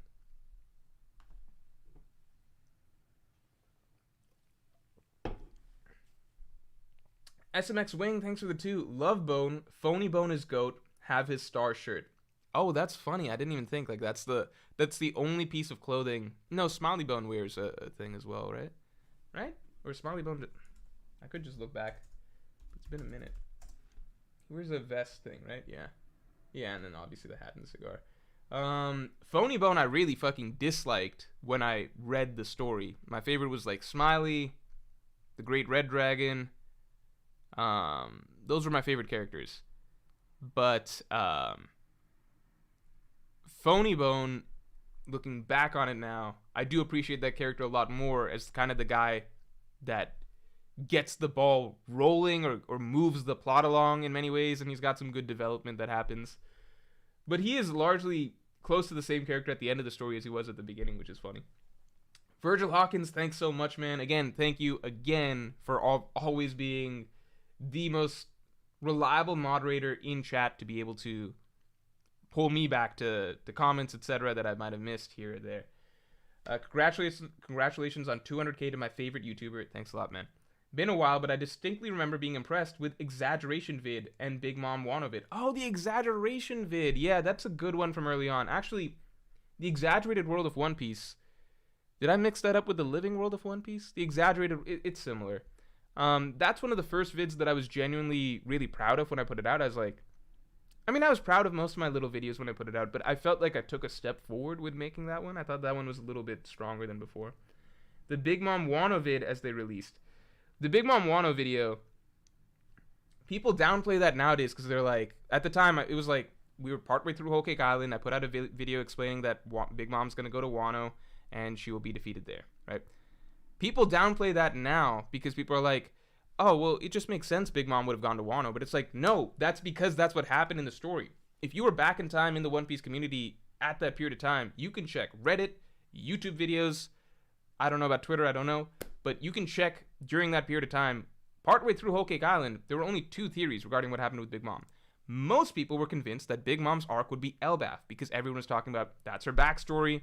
That's her backstory. That's what she's been talking about. She's the enemy of the Giants. We know we're going to Elbaf. We're leaving Whole Cake Island. Luffy's not defeating her here. We know that Big Mom's going to Elbaf. Other people were saying, well, Luffy made this promise to Katakuri, therefore they will come back to Whole Cake Island and defeat Big Mom there. Those were the 2 primary theories. You can go back the first reverie that I was in. In fact, like, I think 2 straight reveries that I was in. I was arguing with everybody about Big Mom and Wano because that was just not something that was on anybody's radar because it was just assumed that Big Mom, her story ends in Elbaf, like it's being saved for Elbaf, or it's being saved for a return to Whole Cake Island. Those were the 2 going ideas back then. So it's disappointing for me because in my mind I hold that as like that was the first really big theory that I made that I was really proud of, that was right, and it was a major development.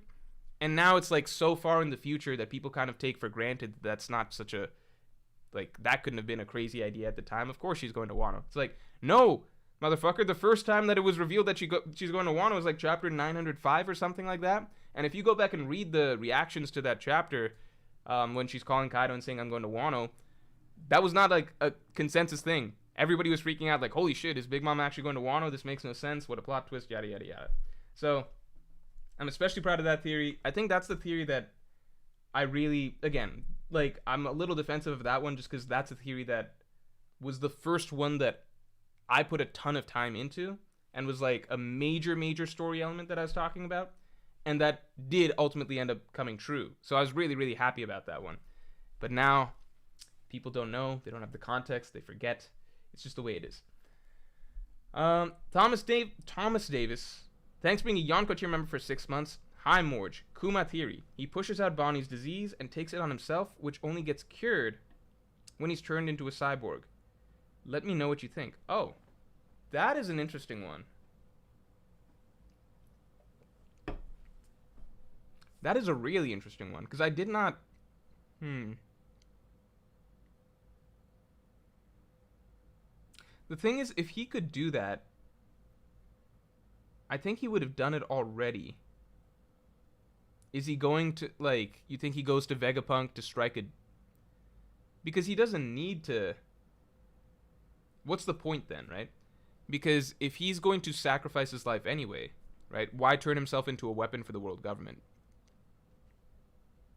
Because he could just take the disease straight up, and then he's got 5 years to live or whatever, and then he dies. Wouldn't it be worse to push it out, take the disease, then get cured by being turned into a cyborg, but in the process giving up his mind, his body, becoming a slave again? Because he'd die either way, but the cyborg slave route seems worse than just dying from the disease. So I don't know if that's what happened. Unless there's like another aspect of this that we're not getting.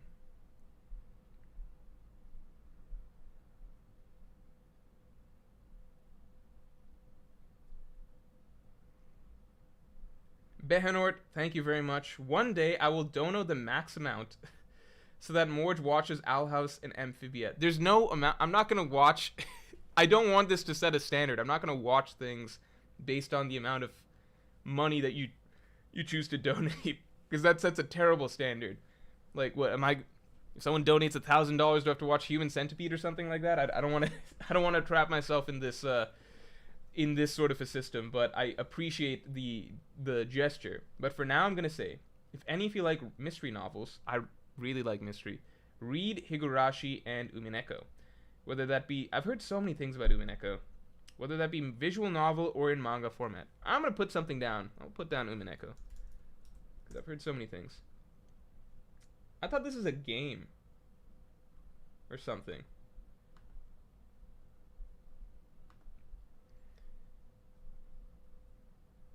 This is another Japanese message that I can't... Okay, let me put it through the translator. Japanese to English. I assume this is Japanese. I hope I got the language right. Oh! This is a funny message.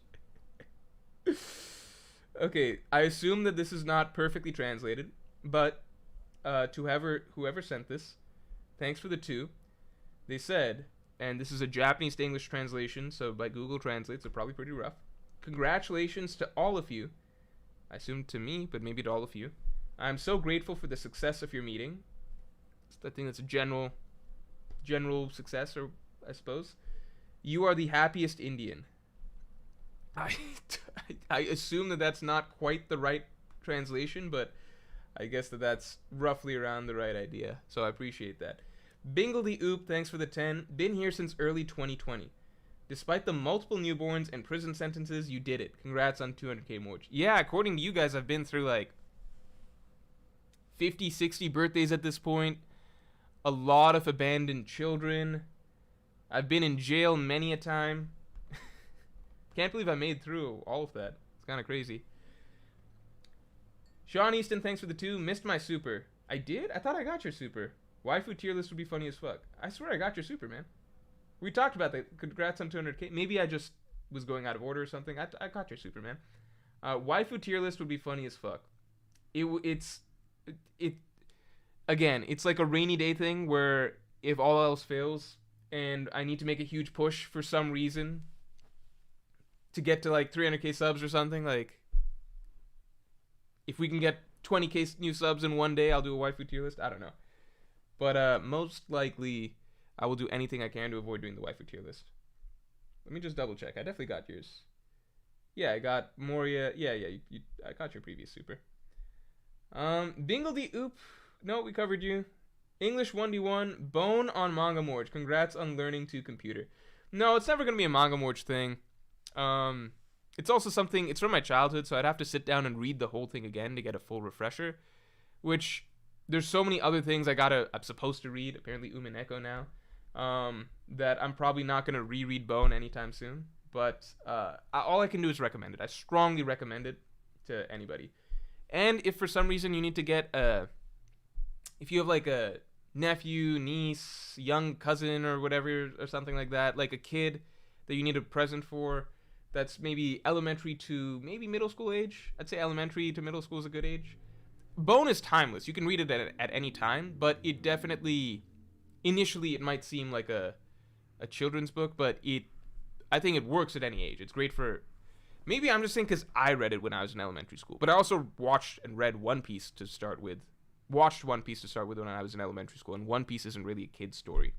I'd say Bone is the same level of maturity as One Piece, maybe a bit darker. So take that as your age range. So yeah, if you need to give a gift to somebody, I would recommend getting them started on the first Bone comic.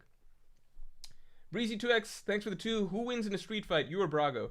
Ask me in 6 months post-boxing training. Sleeping Danger, thanks a lot. Rank the best Morj Unleashed videos. That's too hard. Maybe that's a stream for another day. That's a whole stream for another day. That's its own topic.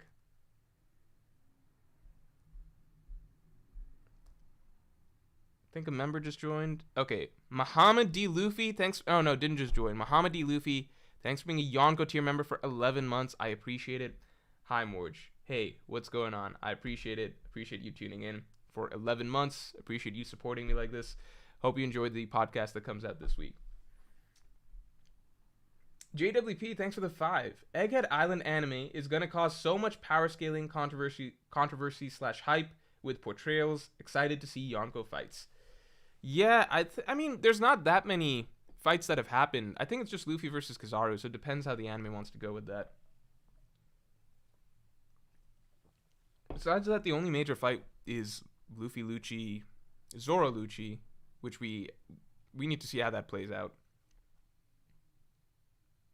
Oh, Sean with another super saying, thanks for the 5. Never mind, last chat was before you read mine. Yeah, I think I will usually get to them. I mean, sometimes I miss them, but that's usually those are caught either way. But yeah, I was just going a little bit slow maybe. Wife will be hilarious. You'll take it seriously, and these 13-year-olds have no idea what wife material is. Waifu tier list, I think, will get very controversial for sure, because I think people have a lot of opinions on that sort of thing, and people need to understand everyone has different tastes. Everyone has different tastes, and I think what I view as waifu material is different than, because I think literally waifu material, like genuinely.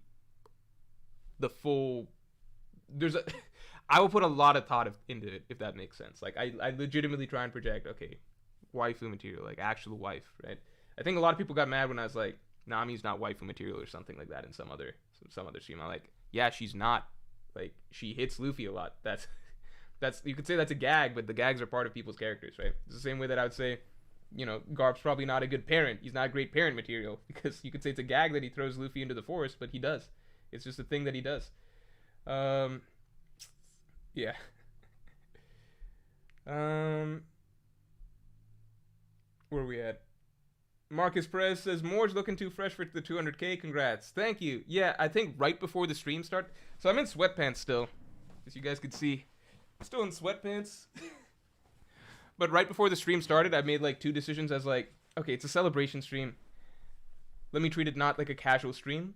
It is still a casual stream, but I was like, okay, let me go get beers. Let me get some beers. I'm only partway through one, because I really don't want to drink right now. But I'm forcing it for the celebration stream. I'm poisoning myself for your guys' entertainment, I guess. Maybe I'll get through another before we're done. But I'm really going slow on this one. It is an IPA, to be fair, so it's not something super light, but either way. And then I was like, okay, let me just, instead of a hoodie like usual, let me just put on a shirt, make it more festive, celebratory, right? And we have the background stuff, so it all adds a little bit more to the atmosphere. So, you know. Oh, Jade FW, I just missed this. Thanks for the 2. Power scaling question. Aw, shit. Who wins, Spaceman Spiff versus Gear 5th Luffy? Okay, so Spaceman Spiff is Calvin's imaginary alter ego as like a space cadet, basically. from Calvin and Hobbes. And Spaceman Spiff is usually extremely unsuccessful. He finds himself in lots of trapped in all sorts of tricky situations, basically. Usually he's captured in some way. So I would say Luffy takes that one.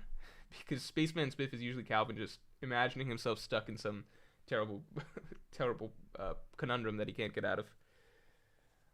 Rodolfo, thanks for the 20. Hey Morj, you weren't my first One Piece YouTuber I found, but you are my favorite. Thank you very much. As a science nerd, I enjoy your analytical skills when it comes to One Piece and the underlying themes. Here's to becoming the #1 One Piece YouTuber. Okay, well, I'm not interested in that, becoming the #1 One Piece YouTuber. Reality is that that's something that's very, very difficult. I think Grand Line Review, I'm pretty sure, has a very, very, very difficult number to ever match. But I'm very happy with the place in the community that I guess I've carved out for myself. And you say you're a science nerd, you enjoy the analytical skills. I'm happy that my content appeals to the group that it does. And yeah, again, I think I'm very happy with the niche that I've carved out. Even if it's not for everybody, I'm happy that it appeals to, and it's for some people, I'm their favorite YouTuber, at least when it comes to that type of content making. So that's good enough for me, I promise. But I appreciate the kind words for sure. Anuj Agarwal, thanks for the 5. The Blackbeard Necessary Evil video made me appreciate this channel on a whole new level. Oh, that was a good video. Is that a newer one, or is that, because I've done 2 Blackbeard videos recently, or 2 real breakdowns of Blackbeard. One was that one might be an older one, or I might be getting them mixed up. Also, comedy versus tragedy led to my friend picking up One Piece, so thank you, haha. Oh yeah, comedy versus tragedy is like it's literally maybe the first video on the channel, first or second video that you'll see on the channel. And that was a video that, back then I would do videos on like why One Piece is like really, really good at something, in my opinion. And then I shifted more towards like actual analysis, like breaking down themes and stuff. But I like that. Part of the reason I used to do videos more like why One Piece is so good at this or that or something, like the living world of One Piece, is because it was like the middle ground period of time where One Piece was like becoming more recognized in the manga community. Like Naruto was kind of ending, Bleach ended or whatever, or Naruto had just ended or something. And like One Piece was kind of finally coming out of just the status of being one of the big 3 and kind of just taking over, and people really talking about how great it is, not just as a shonen manga, but as, you know, an actual amazing fantasy epic work of literature, right? And there wasn't a lot of YouTube content about that almost at all at that point in time. I think Super Eye Patch Wolf had one really good video on it. Craft Dwarf, I think he had a couple One Piece videos and stuff, but there was no one really dedicated to doing more concentrated breakdowns of what really makes One Piece special as a work of literature, as you would say. So I really liked initially kind of carving out that for myself, like just putting, because I'd spent so like part of the motivation was I'd spent so much of my life trying to like, one, keeping my love for One Piece and manga and anime like hidden low key, but 2, when it would sometimes come up among normie people and I would reveal like, yeah, there's this series called One Piece which I think is really good, I'd spend so much of my life trying to, like, in moments having to try and explain what makes One Piece so good.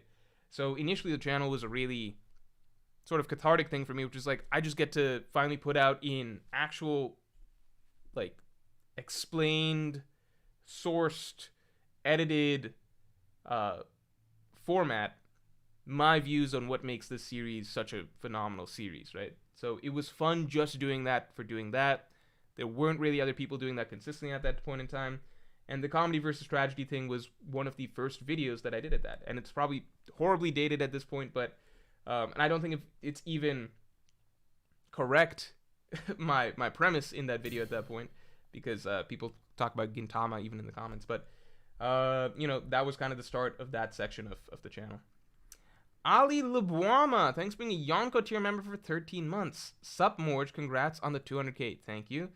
The video that made me subscribe to your channels was, why is One Piece the king of world building? That is another great example of that. Because everybody talked about how One Piece was, like, a great example of the type of video I was just mentioning, which is videos explaining what makes One Piece really, really, really well written in a unique way, right? Not just breaking down the themes of arcs like I do more so nowadays, but like what is it that elevates One Piece writing wise from so many other series and so many other, even other media, books, movies, etc., right? At least from my point of view and my understanding. One Piece being the king of world building, that was a topic that I was really excited to do because everybody knows that One Piece is really, really good at world building. Even back when it wasn't as, like, the One Piece fandom wasn't as expansive as it is now in the Western world, I suppose, where there was still, like, a period of time where people would kind of look down on One Piece a little bit. Even then, One Piece was always accepted as the best at world building in manga. And I think that was kind of for the longest time, I think that was kind of the number one thing people would mention. Anytime people are talking about what makes One Piece really good, be like, One Piece has world building. World building is better than any other series, right?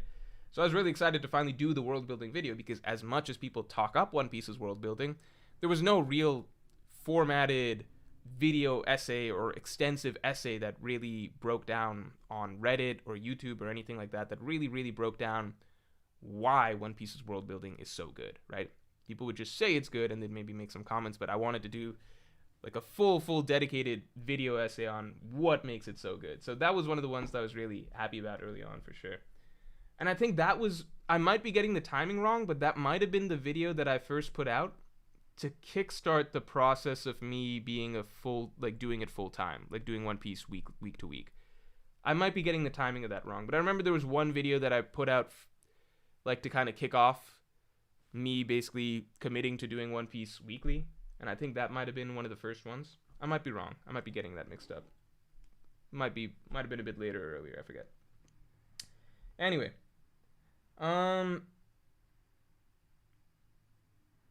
Sleeping Dangerous says, are you more proud of Big Mom to Wano or Shanks Elbaf?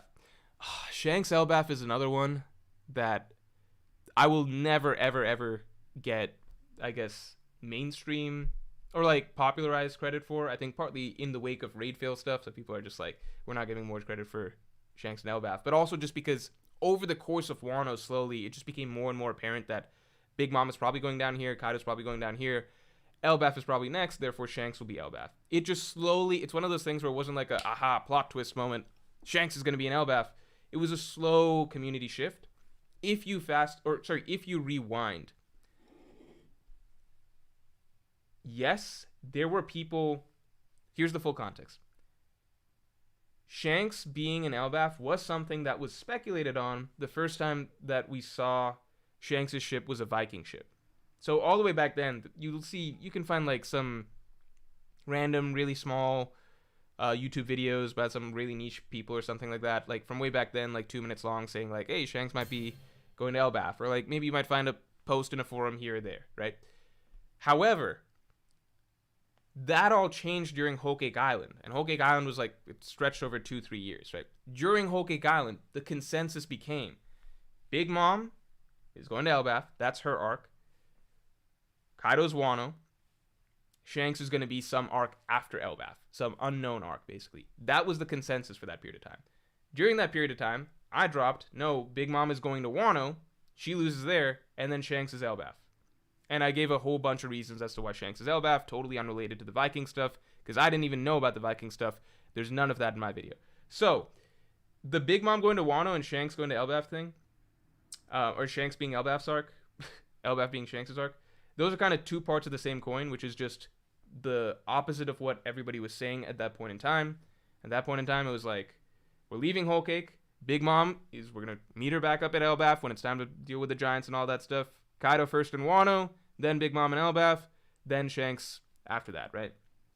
And a lot of people were of the opinion that this made sense because even power scaling wise, which was a big part of the discussion, people were like, okay, Luffy will never be able to fight Kaido one-on-one in Wano, so it'll be a big team effort.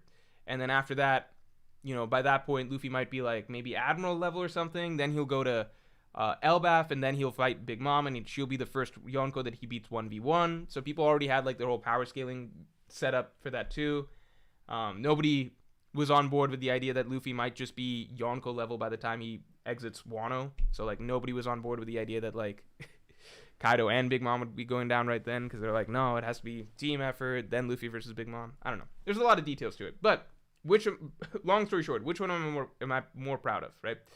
Between those two, I think Shanks versus Elbaf is a much better produced video and edited video, but overall, it's neither of them really because, like, to me, they're both two sides of the same coin. Like, I already thought Big Mom is gonna go to Wano and Shanks is gonna be the Elbaf arc, right? I thought that when I was making the Big Mom Wano video. I just saved the second half of it. Shanks will be in Elbaf. Elbaf will be Shanks' arc for a next video, right? So it's kind of like a two-parter, if that makes sense. So I always viewed it as basically part and parcel, kind of the same theory. Thomas Davis, thanks for the 5. I would think Kuma is desperate to be there for Bonnie as long as he can, and that's why he asks Vegapunk to turn him into a cyborg. Oh, so you think that extends it? But I don't think it extended it that much, because Bonnie was going to die in 5 years, and that catches us up to the current timeline, so he could have just removed the disease from her at that point. I don't know. Maybe, but he also, it seems like he wasn't with Bonnie, because once he became a cyborg, he was like a world government dog. I don't think he really even got to see Bonnie that much, maybe. We don't know, but I could see that as a possibility. It's an interesting idea for sure, because Kuma's whole thing is he takes pain upon himself for the sake of others, etc. Footingo, thanks for being a Pirate King tier member for 14 months, man. When me and my girlfriend of 4 years started hooking up, I showed her the philosophy of One Piece. We watched it all, so I guess your analysis worked. So thanks for that one. Oh, that is a really good video. I appreciate that. And I'm glad that you both enjoyed it. And that you stayed a viewer, supporter, etc. for this long. Insert clickbait. Thanks for being a Yonko tier member for 13 months. Thank you for everything, Morj. Congratulations. I mean, obviously I've been saying it a lot throughout this, but thank you guys. I know that that's a cliche thing to say, but it obviously goes both ways. I can't do this if you guys aren't tuning in, supporting, etc. And especially people like you who are supporting by being members, Yonko tier members for over a year. That is crazy, and I really, really appreciate that. I know I've been a broken record this whole stream, but it is the way it is.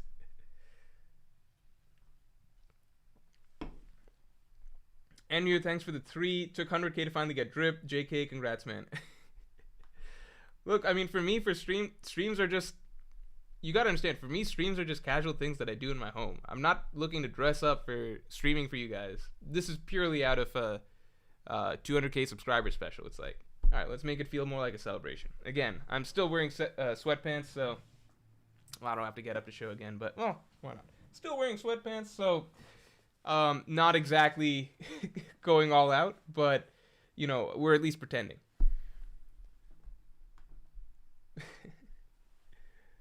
And the FPS King Gaming, thanks for the 5. Amphibia Season 1 and 2 is good, and a lot like Bone, and even references it.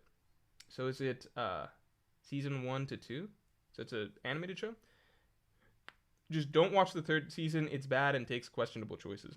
Unfortunately, I'm not going to try it then, because I don't like trying series that have bad endings or go off the rails at a certain point. William Xavier, thanks for the 5. Remember when you complained about no sponsors? You've come far. Congrats. Okay, so here's a funny thing. So the reason this goes back to all the way up to 2020. At that point I was a YouTuber. I'd been a YouTuber for a bit, right? Like, I mean, I think 2021 was when I got my first sponsors. Here's why it took so long. Because all the way up to, like, I'd hit 100k. I'm like, why am I, like, other people get sponsors? Is it just me? Like, why don't I get sponsors? I don't know. I was talking to O'Hara at that point. Like, O'Hara had gotten sponsors. Even the Wano Report had been offered a sponsor by Audible, but the Morj channel hadn't. I was like, this is crazy. I'm like a 100k YouTuber. Like, how big do you have to be to get sponsors? The simple reason I didn't get sponsors, it's the dumbest thing in the world. I didn't have an email address up anywhere. Not on my Twitter, not on my channel. The reason I did this was, for me, it was just a no-brainer. I really, really don't like, I didn't want to get, like, in my mind, I was like, I don't want to get spam. Like, I don't want to get a ton of email from, like, it's like, what's gonna happen? Random people, I don't know, stalkers. I don't know. Like, I was just like, what if I put up my email? It's gonna be a huge pain in the ass. So I didn't have my email anywhere. I never thought that this would be a problem for sponsors because in my mind I was just like, oh well, like big companies they're gonna be able to contact you however, right? A sponsor would probably reach out to me on Twitter or something like that. I don't know. I just assumed. And then at some point I don't know who it was. Either Brago or O'Hara just told me that's wrong. You need to have an email up there for people to reach out to you. Put up my email. Literally as soon as I did that, started getting sponsors. So it was like I forget. I think first was Surfshark, Skillshare, like out of the blue. It was like magic. I was like, it was one of those moments where it's like,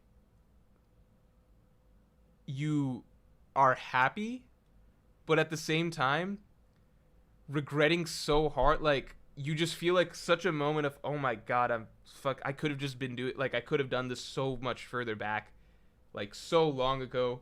I'm so dumb. Why didn't I just do the simple thing of putting up an email? Holy shit. Like, because so many things have gone through my head before that. It's like, man, why don't, like, is it something about my content? Like, is it a race thing? Like, is it, is it because I don't cover Viz? Like, there's so many things I thought about. I was just like, man, it's okay. I don't need the sponsors. It's okay. I don't need sponsors. That's fine. Like, other people can get sponsors. That's okay. And then once I realized it's just something as simple as putting up your email, I was like, god damn. Like, when you just realize that you've been sabotaging yourself in a way for like a year or so, basically, and something could have been a lot simpler for you if you just done something very, very basic that you should have realized in the first place. It's funny because you feel good to be able to course correct and be able to fix that part of whatever you're doing now, but at the same time you're just looking back and like, god damn. Anyway, moving past that. Pierre Sullivan says, miss my super. I think I'll hold on, I'm still catching up on super, so don't stress too much just yet. I see your super. It's coming up. Give me a second. It's coming up, I promise. There's just several supers I'm catching right now. I skip ahead to catch members because I can't look back at member chats till like the next day once the stream is over. Anyway, William Xavier also said, you've come far, congrats. Also, Warner Reports spoiled Knives Out for me, never forget. Oh shit, did we spoil Knives Out? I bet we fucking did. That sounds like so. I don't remember us ever talking about Knives Out, but I wouldn't be surprised if we spoiled Knives Out. I wouldn't be surprised. I'm sorry, man. But if it helps, I think that Knives Out, while a really, really fun movie, really, really great movie, I think once you're partway through the movie, you can kind of just tell based on the significance of certain roles, you can kind of see who's going to be the bad guy. This is a problem, I think, with like Hollywood movies, which is that do mysteries, because I don't know why I put mysteries in quotes. No, mysteries, because they don't commit. Because in like, if you're doing a mystery novel, then you have no real way of, it's all hypothetical characters, right? You're not seeing anything, right? But with movies, I think especially bigger budget Hollywood movies, there's certain emphasis on stars and just the way that production works to put in like a little bit extra focus, camera-wise, editing-wise, whatever. Just put the spotlight a bit more on certain things. Because it's a Hollywood production, so they kind of just got to play up star power a little bit, or like over-dramatize things a little bit. I think that it is difficult to be surprised by the ending of Knives Out in the first place. I think they did a better job hiding the mystery in Glass Onion, but I also think Knives Out is still a better movie than Glass Onion. Surprisingly, what was fun that I think that was a really good job, the first good Hercule Poirot adaptation done by Hollywood, film adaptation, Kenneth Branagh adaptation of Hercule Poirot, right? The first one that they did was Haunting in Venice, that came out very recently. First good one that they did. Couldn't figure out what the answer was all the way to the end. A lot of moving threads. A lot of different mysteries intersecting. Thought it was a good mystery. And the best part is that it was actually, they didn't base it off an Agatha Christie book. They mostly did it, I mean, they based it a little bit, but for the most part it was a unique concoction by the screenwriter. So looking forward to that. You'll watch that if you like Knives Out. Haunting in Venice. Breezy 2X, thanks for the 2. Will Zoro versus Mihawk be more hyped than Gojo Sukuna? I don't think so. And that's not because like I'm a huge Jujutsu Kaisen fan or anything like that. I think it's just I can't imagine Oda ever devoting, like, even for a Luffy fight. Luffy versus Kaido is many chapters, but it's all split up chapters, you know? Different things are happening. You get some panels of Luffy versus Kaido, you cut away. In terms of pure chapters of just Luffy versus Kaido, it's maybe only like 4? Maybe 4 chapters? Like 1040... Let's say 1040... 1042... 10... There are several, but like it's generally splitting in between. Gojo versus Sukuna, it's... I don't even know how many chapters. It's like dozen plus chapters or something like that of just 2 characters fighting, and everybody in the story is waiting and watching. Wait, I'm spoiling things right now, right? I gotta stop. Fuck, I'm so sorry. I don't think I spoiled anything about what happens, but now you know. God damn it. Okay, I said I won't spoil Jujutsu Kaisen anymore, and then I just did. So extra careful.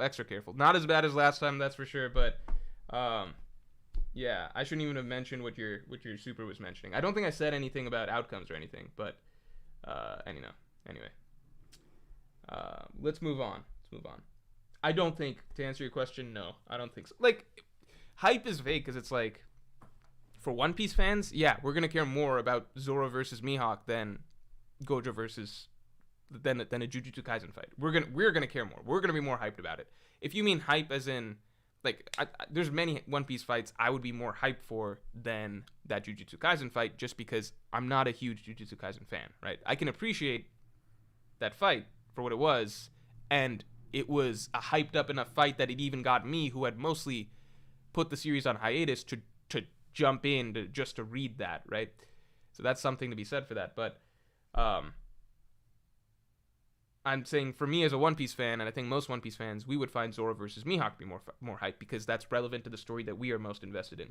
However, if you're asking mainstream, like blow up the internet, everybody's talking about it, memes everywhere, etc., I think that's going to be hard to do, just because, I mean, we'll have to see how Oda delivers, but I think it's going to be hard to do. In terms of like broad ripple effect type hype, I just don't know about that.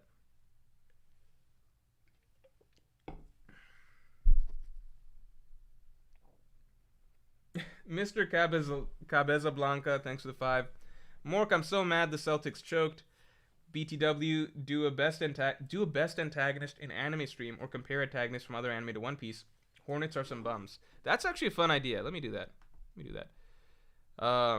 I'm not gonna look, the Celtics, I will never believe in the Celtics, man. I don't care how good they do in the regular season. I don't care what changes people see. I will never believe in them until they actually win it in the postseason, because I just don't view Jason Tatum in the same light that a lot of other people do, and I don't think that team is as mentally, like, I think they're crumblers. That's the thing. I think they're crumblers. Like you said, they just choked. Best antagonist stream.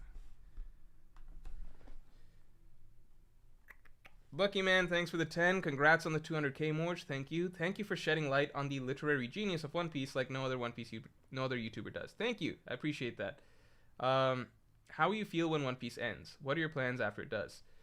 I mean, One Piece is so far, like, I genuinely think 4 years, 5 years, it's far. Like, put it this way. The amount of time left for One Piece, right? I started doing One Piece YouTube in 2017. So it's been 6 years. And I didn't really start doing it till 2020, as I explained multiple times this stream. The amount of time we potentially might have left for One Piece, right? It's potentially another 5 years. So almost the same amount of time as when I started YouTube, right? Almost. That's crazy to think about, because it's just like, that in itself is such a long journey. and so many things changed for me, my life, etc. over the course of that time. So you're asking 5 years from now, what will I do after One Piece? It's really, really hard for me to accurately predict where I will be at and my relationship with One Piece, etc., YouTube, etc. at that point in time, because it's pretty much like a whole nother career of more like a whole nother YouTube career. You're doubling my YouTube career there, basically. Like, you get what I'm saying? Like, what if you took your entire YouTube lifespan and just did it again? You get what I'm saying? And that in itself feels like such a long journey. So that being aside, if you're asking what is a actual like vision for then, I don't intend to keep doing YouTube post One Piece personally. And as you guys know, that's why on and off I've done a lot of outside stuff and been working on lots of outside stuff. So I think things are going, like, part of that makes me more busy, so I can't commit full time to One Piece as much these days as, well, I think I never really could, but I think the last month or so it's been a little bit more, like, things have been picking up outside, basically. So I do think that things will, I'm probably going to branch out and basically by the time One Piece is ending, I think I will have something else set up, basically business-wise, that I would not be doing YouTube anymore, but you never know. And there was a previous period of time where I thought that probably 2 years back from now, and then that didn't work out, so you can never be too confident in that sort of thing. But yeah, I don't think I would be a YouTuber necessarily post One Piece unless I really, really enjoyed some other series at that point in time that I'd want to keep doing videos on. Or I would just switch to doing purely movie videos or something like that. It would have to be purely based on passion at that point. And how would I feel when One Piece ends? I don't know. We're going to find out when we find out. You can't know how you're going to feel when something happens till it happens. Pierre Sullivan, thanks for the 5. Why has Morj got the Zoomer haircut, dog? I don't know if this is a Zoomer haircut, but this is more like, right now the haircut that I have, like, the haircut that I have in general, it is difficult to, how do I say this, to style it properly. And let's say I just did not do that whatsoever today. So it looks probably, I don't know, maybe floppy, messy, whatever you want to say. But it doesn't look bad. I think it looks okay, actually, whatever I just did. Is this a Zoomer haircut? I don't know. Anyway, moving on. JWP, thanks for the 10. When you say carving out your piece of the community, I take it as videos like the recent flashback video, even if it didn't blow up. Most One Piece YouTubers don't make videos of that genre, etc. Yeah, that is how I view it. Or that is how I view myself and the type of stuff that I like to do. I do think that that's not to say that there aren't other One Piece There are YouTubers that I know more recently, people have been telling me, do more analytical stuff. I just haven't watched other people's stuff as much recently, so I've been more in my own bubble. But I know that, like, lifetime wise, over the course of what I've been doing YouTube wise in One Piece, that is generally the niche that I've carved out for myself. I'm sure that there's other One Piece YouTubers who are also at this point part of that niche. Maybe you prefer them, maybe you don't, I don't know, but I just know that I like the type of videos that I make, and I'm very comfortable with that being kind of my wheelhouse personally. That's not to say that other people, there's a name of someone who started doing analysis videos as well that I'm aware of. I don't remember her name off the top, but I've seen, like, her thumbnails and stuff like that, and people have said really good things about her. Obviously, Murphy has been doing for a little while. I haven't really seen her no offense to anybody, I just don't watch other people's videos. Like, I can't tell you, like, I don't know what people's theories are. I don't know what other people's videos are, but I know other people that have started doing more analytical stuff as well. And I'm not saying, like, I'm the only person that's doing that. I'm not trying to say that whatsoever. I just know that over time, I just know that initially I was the only person kind of doing that regularly. And over time, that's basically the type of stuff that I feel comfortable as basically being my thing, like the thing that I like to do on YouTube. Obviously other people, that's their thing as well, but I'm just saying, like, if you break up the One Piece community into, like, different categories of stuff, I'm happy that I'm falling into this category of things. But obviously I still like doing theories and all that stuff as well. So it's a very mixed bag. I like doing a little bit of everything. I can't just do one thing, I think. But, you know. Bobby Panamart, thanks for the 2. I'm so proud of you, Morj of the Jungle. That's funny. Okay. Count Dogula, thanks for the 2. Been subbed since Sasaki fight. Congrats and stuff. Since Sasaki fight? What? Melon tea. Okay, I was going to say tree, and I was like, I feel like that's wrong. So I didn't say it. Like, sometimes when I'm like, I don't know if it's the accurate thing, I'm just not going to say it. But I'll watch one of those videos. I'm lying. I'm probably not gonna. Maybe if people really push one video on me particularly, I will. But I generally don't take time to watch other people's videos. Fun fact, who wants to guess the One Piece YouTuber? I might have mentioned this before. Who wants to guess the One Piece YouTuber that I used to watch the most?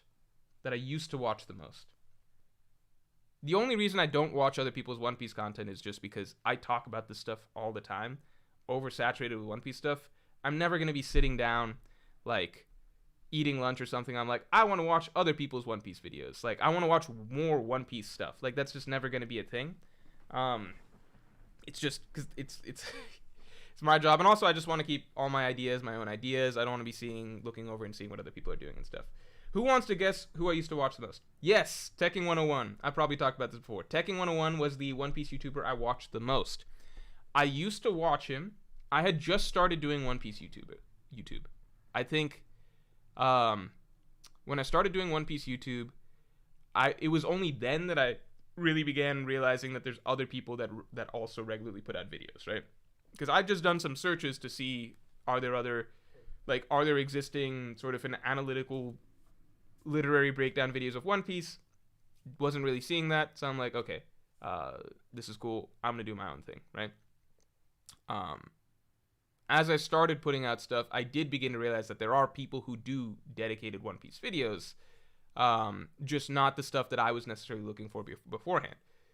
And from there, I tried different channels and stuff just to browse and see kind of what the competition was like. Because at that point in time, I was like, I'm trying to grow. Like, I want to get to where other big One Piece YouTubers are at. I no longer think about it in that way because at this point, I'm just like, everybody.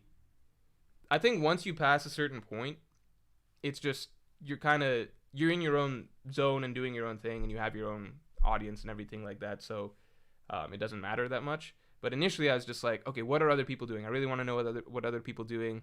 Like, how do I get to be as big as these people that have like hundreds of thousands of subscribers and stuff like that. And Tekking was the biggest at the time. But I quickly realized I just really like watching Tekking's videos because Tekking's videos are so poppable, right? You can just sit down with food or whatever and then click any Tekking video, right? And it can be the most random thing in the world. Like, he can be talking about Cavendish or something like that, and he can just go off for like 30 minutes very enthusiastically just talking about Cavendish. Maybe you pick up some trivia you didn't know beforehand, lots of funny bits and everything like that. It's just very entertaining person to watch, and he can make any topic entertaining. So you can just, like, it's the simplest thing in the world. If you got snack, food, whatever, you're just sitting down, you just throw on a Tekking video, and you can watch for like 20-30 minutes or just the most random shit. It can be something really interesting or something really, really obscure and niche. Either way, it's gonna be a fun watch.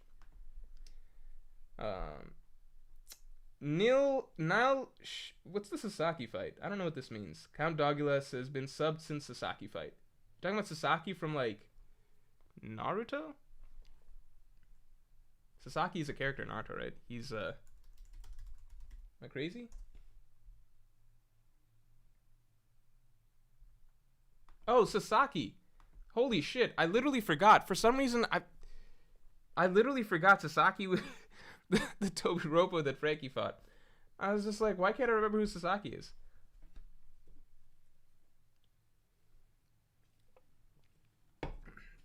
Erica. Okay, I understand Tekking is not everybody's cup of tea, but he's also just, like, if you don't find him fun to watch, you don't find him fun to watch, but I don't think that there's anything. I don't know. I just think that he's like. I think it's hard to dislike Tekking, if that makes sense. Like, maybe you just don't have fun watching him, but I think it's hard to dislike his content, in my opinion. I don't know why I forgot Sasaki. I don't know. Literally, the name was just like, Sasaki. Why am I remembering, like, a Naruto character here? I don't know. Now show, thanks for the 5. Love the shelf and the wall. Can you tell me what live stream you did Wano's 6th Man of the Year award? Yeah, it was, I can tell you right now. It's going to be on the Morj Streams channel. It's going to be on the Morj Streams channel. It's going to be towards the beginning. It's something like, I swear it's something like giving out awards to Wano characters or something like that. Or, yeah, it's called Deciding the Wano Arc MVP and Other Awards. And it came out 1 year ago on the Morj Streams channel. That's a fun one. Anuj Agarwal, thanks for the 5. Would you make another One Piece analysis hype up video? Oda, underrated writer vid, and others discussed here are some of my favorites. Maybe One Piece story structure. Yeah, One Piece story structure is one that I really wanted to do for a long time, and I think I talked about it many, many times. It's an ambitious one to do. The one that I really want to do is talking about the final saga, but I don't know if it's too premature to talk about that, but there's already things that I'm seeing here that are really, really good. But maybe story structure would be one of the big ones that I want to talk about that I think One Piece does its broader overarching story structure better than any other manga that I've seen, including, like, yeah, I don't know manga that are not, at least somewhat action oriented, so I can't speak to those. But any of the, shonen stuff and most of the popular seinen stuff, like a Berserk, JoJo's, Attack on Titan, etc. To me, One Piece's overarching story structure is the most impressive. So I think that would fall under that category. And that might be the next one that I do, if/when I wanted to do a video like that. Yukon John, thanks for the 2. Just wanted to stop in and say congrats, Morj. Thank you, Yukon John. I appreciate it. Behenort, thanks a lot. That's not true about season. All right, I didn't realize that we've got supers responding to other supers. That's funny. About non-One Piece related topics. That's not true about season 3 of Amphibia. The finale is pretty much universally loved. Personally, I prefer other cartoons, but Amphibia is still very good. All right, let me look this up. What is this? Amphibia.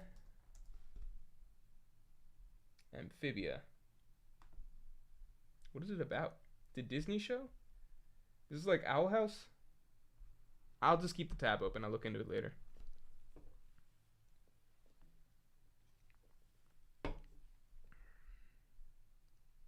Oh, Joe Jodwin. I know I'm skipping ahead here, but I just got to shout this out because I just saw it, and it is a huge super. Thank you for the 50, man. I appreciate it. Congrats on 200K. Here's some money. Thank you very, very much. Seriously appreciate it. Seriously appreciate everybody that just tuned into the stream just to say something nice, send a super, whatever. Yeah, it is crazy. 200K is a big milestone. I remember just being really happy when I hit 100K because I felt like that was the moment where it felt like I kind of crossed you cross over a line to kind of like, okay, I feel like I kind of did it in a sense. Like I was able to build what I would call a respectable audience doing YouTube. But 200K feels kind of crazy too. It's like I don't know. It's not the same. It's more like, wow, I made it much further than I thought at this point, you know? Because 100K, you're kind of trying to get to that goal, and then this one's kind of like, wow, I can't believe I was able to go further than that goal to this other milestone that I didn't even think about in the first place, if that makes sense. Behanor, no, we covered you. You're defending Amphibia. Labmate, thanks for the 5. Only other stream I saw live was when you projected Wano panels onto the wall. Thanks for the years. Glad to support monetarily for the first time. Thank you for your first super. I really appreciate it. And hopefully, from your perspective, the stream has come a long way. We're not doing stuff that's as jank anymore. So hopefully, you can see the before and after in your mind. Omar, thanks for the 5. Morj, I've been following you since you dropped the first Smoker for Nakama vid. Oh my god, that was back in, I want to say 2017, maybe late 2017, maybe early 2018. I'm still a believer. Congrats on 200k.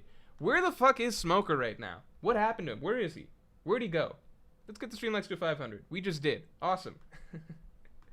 What happened to Smoker? I like to believe Oda's got something really big planned for that dude.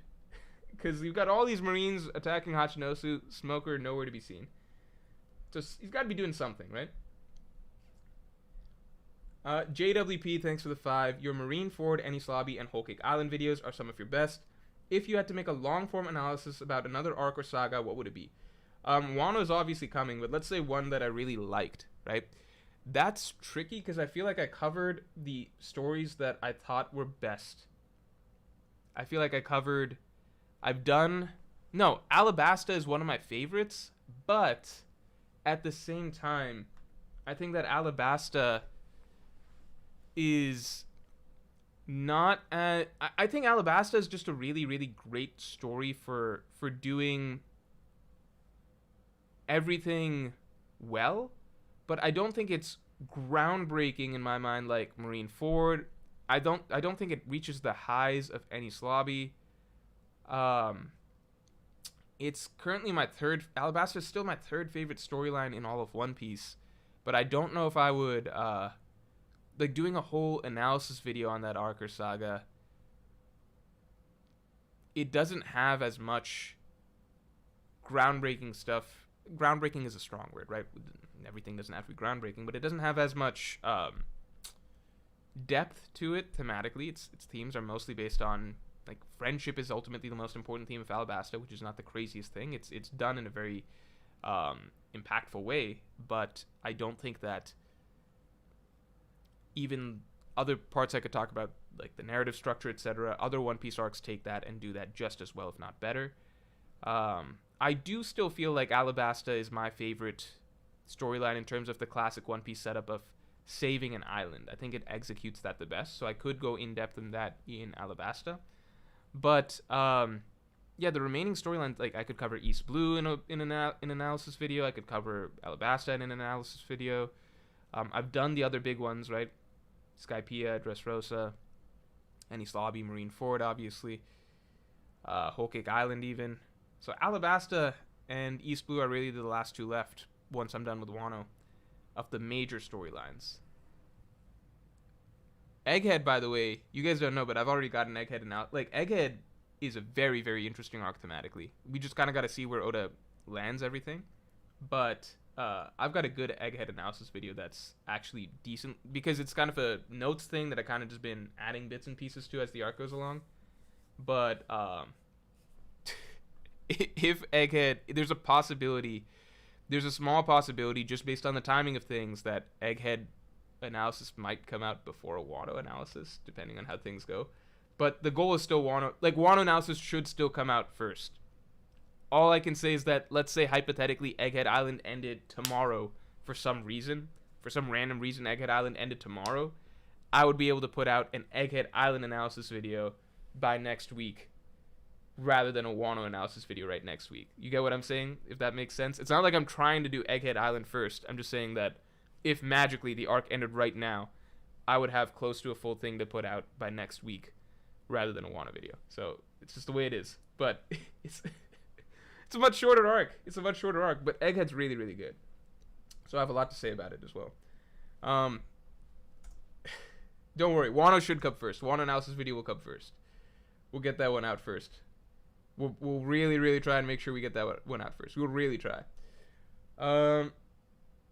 Bobby Panamar says, wait, this is real money? I thought super chats were scripted. He says as he donates kindly 10 Monopoly dollars to me. I appreciate it. Jolly D Joestar, good to see you. Thanks for the 2. I subbed on your first Raid Will Fail video, lol. I wonder how many people it's been a year now, more than a year since the whole raid fail stuff wrapped, since Wano wrapped. I wonder how many people joined because of that. How many people left because of that? I don't know. I really wonder. There's no way for me to compare because I don't really have an A/B test. I don't have a version of the channel where I just never talked about the raid failing. But I really wonder, like, how many people joined because of that? How many people didn't like that and so didn't join? I wonder. I wouldn't change it, I guess, but I mean, I would have no way of knowing. So I believed everything very strongly right up to the end. So there's nothing like I couldn't magically go back and change it. So yeah, I don't know. Like I wasn't really thinking ever during all of that of just, is this really good for the channel or bad for the channel? It was more just like, I think this is really interesting and it's what I think and I really need to share those thoughts. And I know a lot of people joined because of that. I know some people didn't like me talking about that. It's just the way it is. In my head, I was just like, it'll all balance out by the end. I don't know. Marty McFly, thanks for the 10. Late to the stream, but congrats on 200K and thanks for the free content. Thank you very much. And, you know, even though it's free content, I appreciate the donation, obviously. Seriously. Yeah, I really I really went slow on this.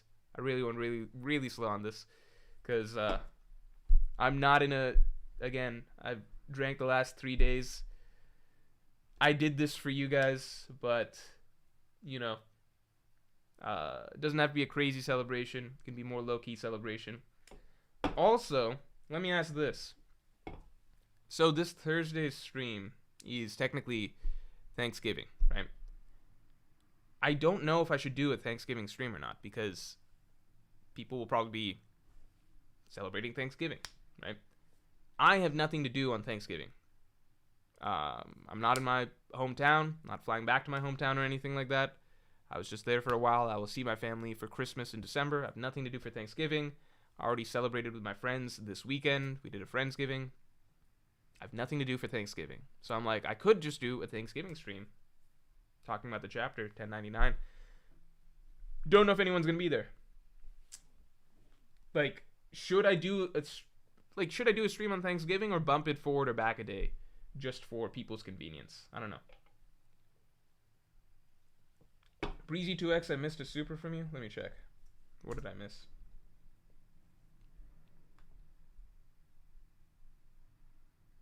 Oh, I missed 2. I missed 1. Breezy2X, thanks for the 2. What are your top 3 moments in One Piece? Oh, that's a great question. Sorry I missed it. All right. Anujagrawal says, the Drunk Morj stream a few chapters before the raid ended in success is a top tier stream.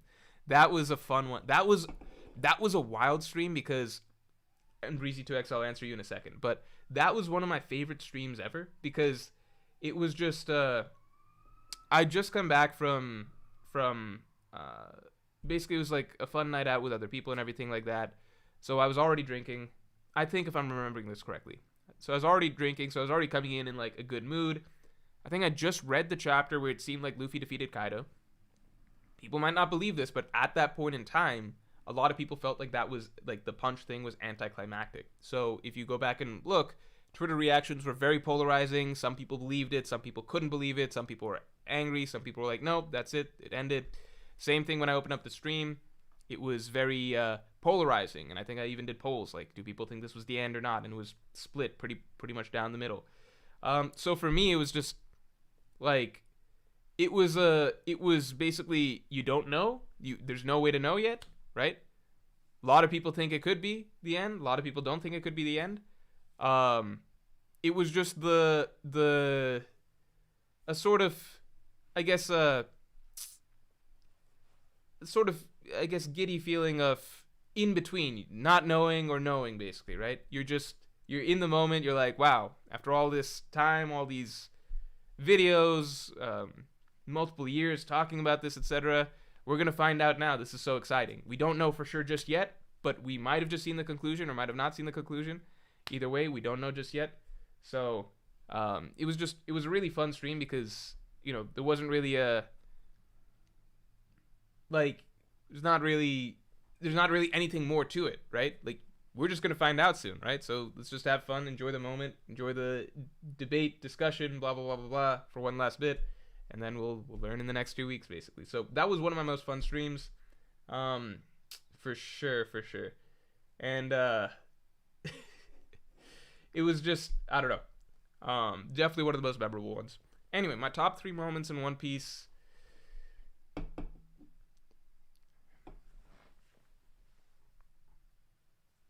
Okay, it's tricky because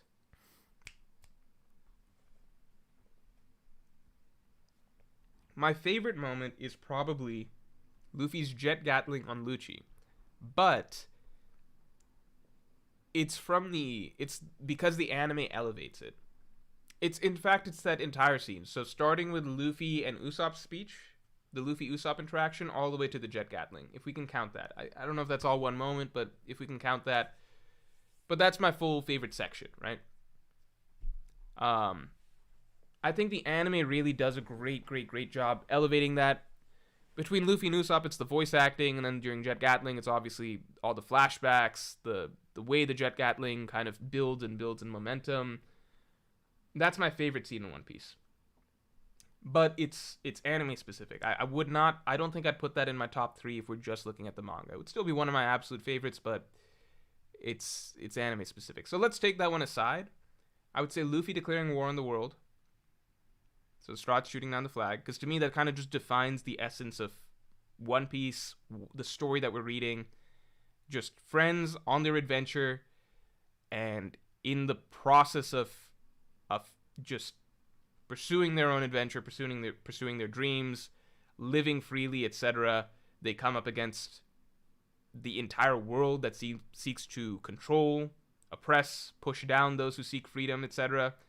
And it's just the most pure form of rebellion, where it's just like, we don't even give a fuck about overthrowing you guys. We don't care about that.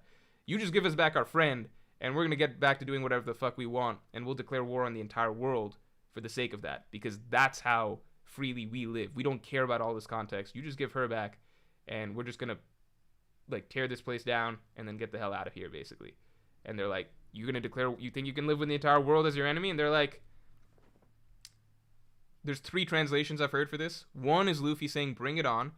2 is Luffy saying, you want to bet.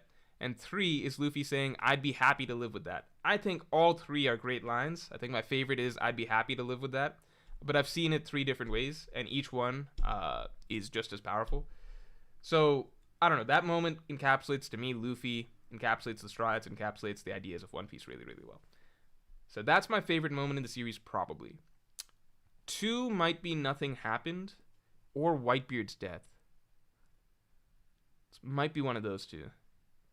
Either Nothing Happened or Whitebeard's death. I think one of those 2 would land in my top 3. I think Luffy's speech with Usopp, Luffy's interaction with Usopp at Enies Lobby would probably crack my top 3 even without the anime, actually. Jet Gatling definitely elevates it to number 1 because of the anime. But that's me. I Want to Live I count as part of that scene, but whereas most people reference I Want to Live as being the best moment, I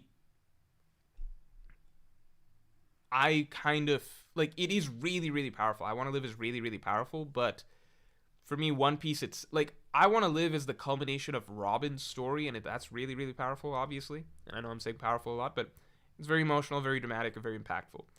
But if I think of one scene that in my mind encapsulates the story of One Piece itself, for me, one moment, it is Luffy declaring war on the entire world, and the reason that he does it, right? It's like Spandam's literally saying, like, for a friend, you're going to declare war on the entire world. Like, you, just this, like, group of 5 teenagers, basically. And Luffy's just like Spandam's even asking, like, you think you can live with the entire world as your enemy?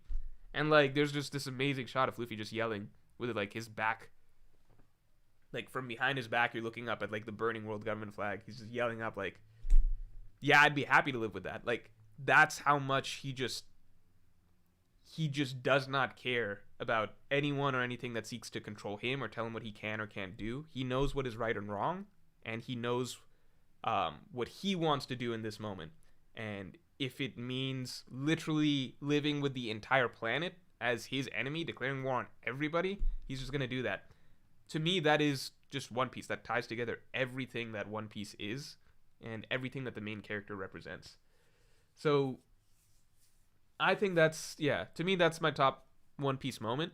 Obviously, I want to live as more like it's more of an emotional cap to the backstory we just got with Robin and everything like that, and it is an iconic moment in itself, and I count that as part of that whole scene. But for me, the one image I have in my head is the double page spread of Luffy declaring war, basically.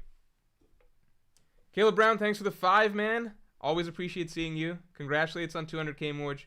You have some of the best One Piece content out there. Keep up the amazing work, brother. Thank you, man. Really, really appreciate you and how often you come through these streams, etc. I'll be supporting you all the way. Thank you very, very much, man. Unless I've missed something, I should probably call stream right about now. Maybe in the next couple minutes, I think.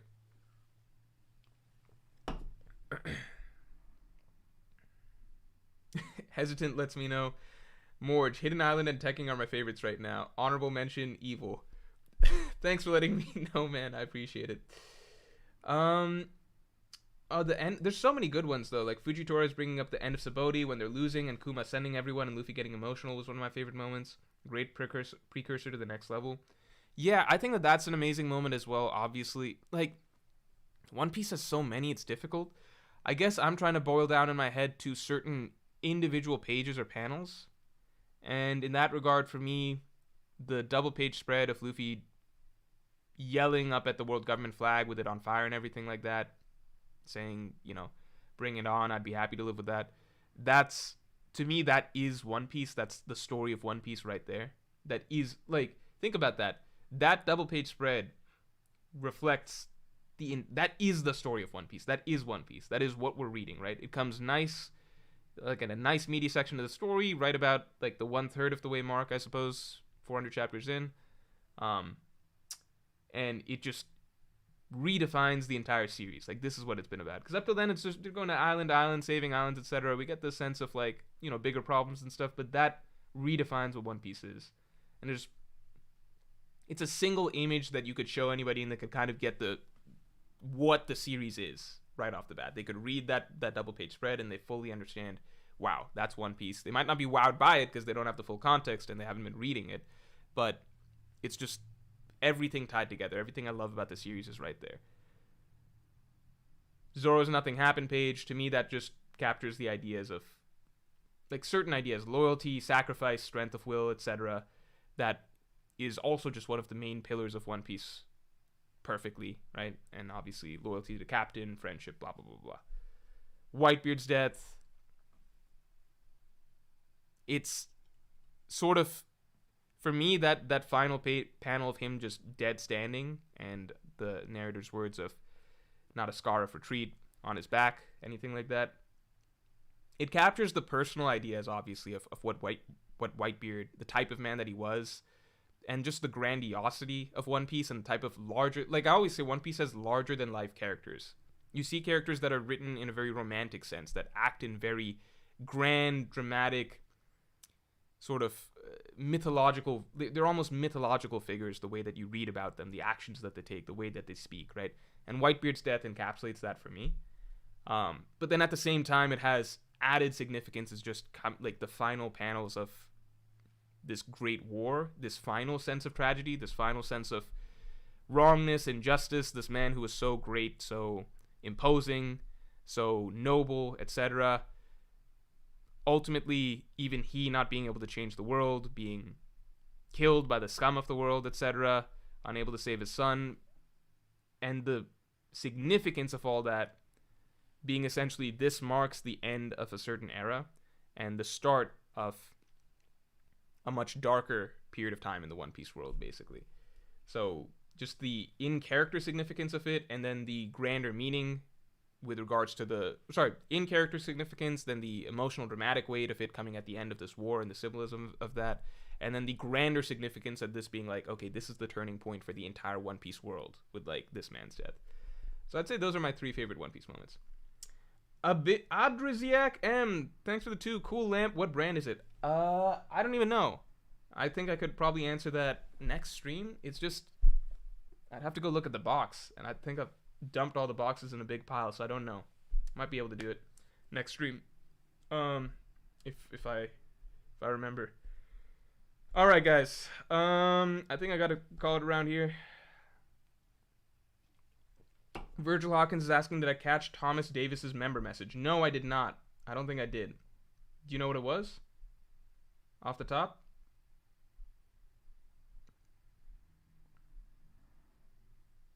Yeah, let me do a poll real quick before I finish too, for Thanksgiving stuff. Should I do chapter stream? What day will it be? The 24th, 23rd? What day? Yeah. Thanksgiving, Thursday the 20th. Virgil Hawkins, thank you for bringing that up. I did read that one. I did catch up on that one. I responded to whether or not... Wait.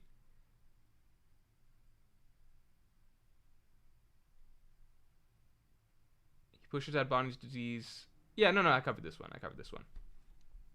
Yeah, we talked about that at length. He actually had a couple supers about that. Should I do the stream then? Or no? Let's see. John678 says, that's a cool wall. What brand is it? I actually still have the paint can somewhere around here. If somebody wants to know the actual color of the paint that I used for that wall, I can grab that paint can over and let you know.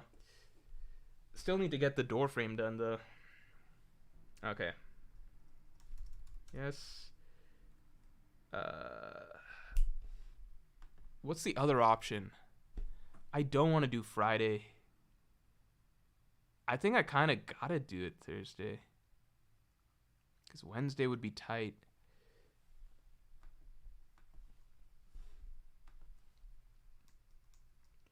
I'll say maybe I could do weekend, bump to weekend. But I don't know which day. It would have to be either Friday or Saturday.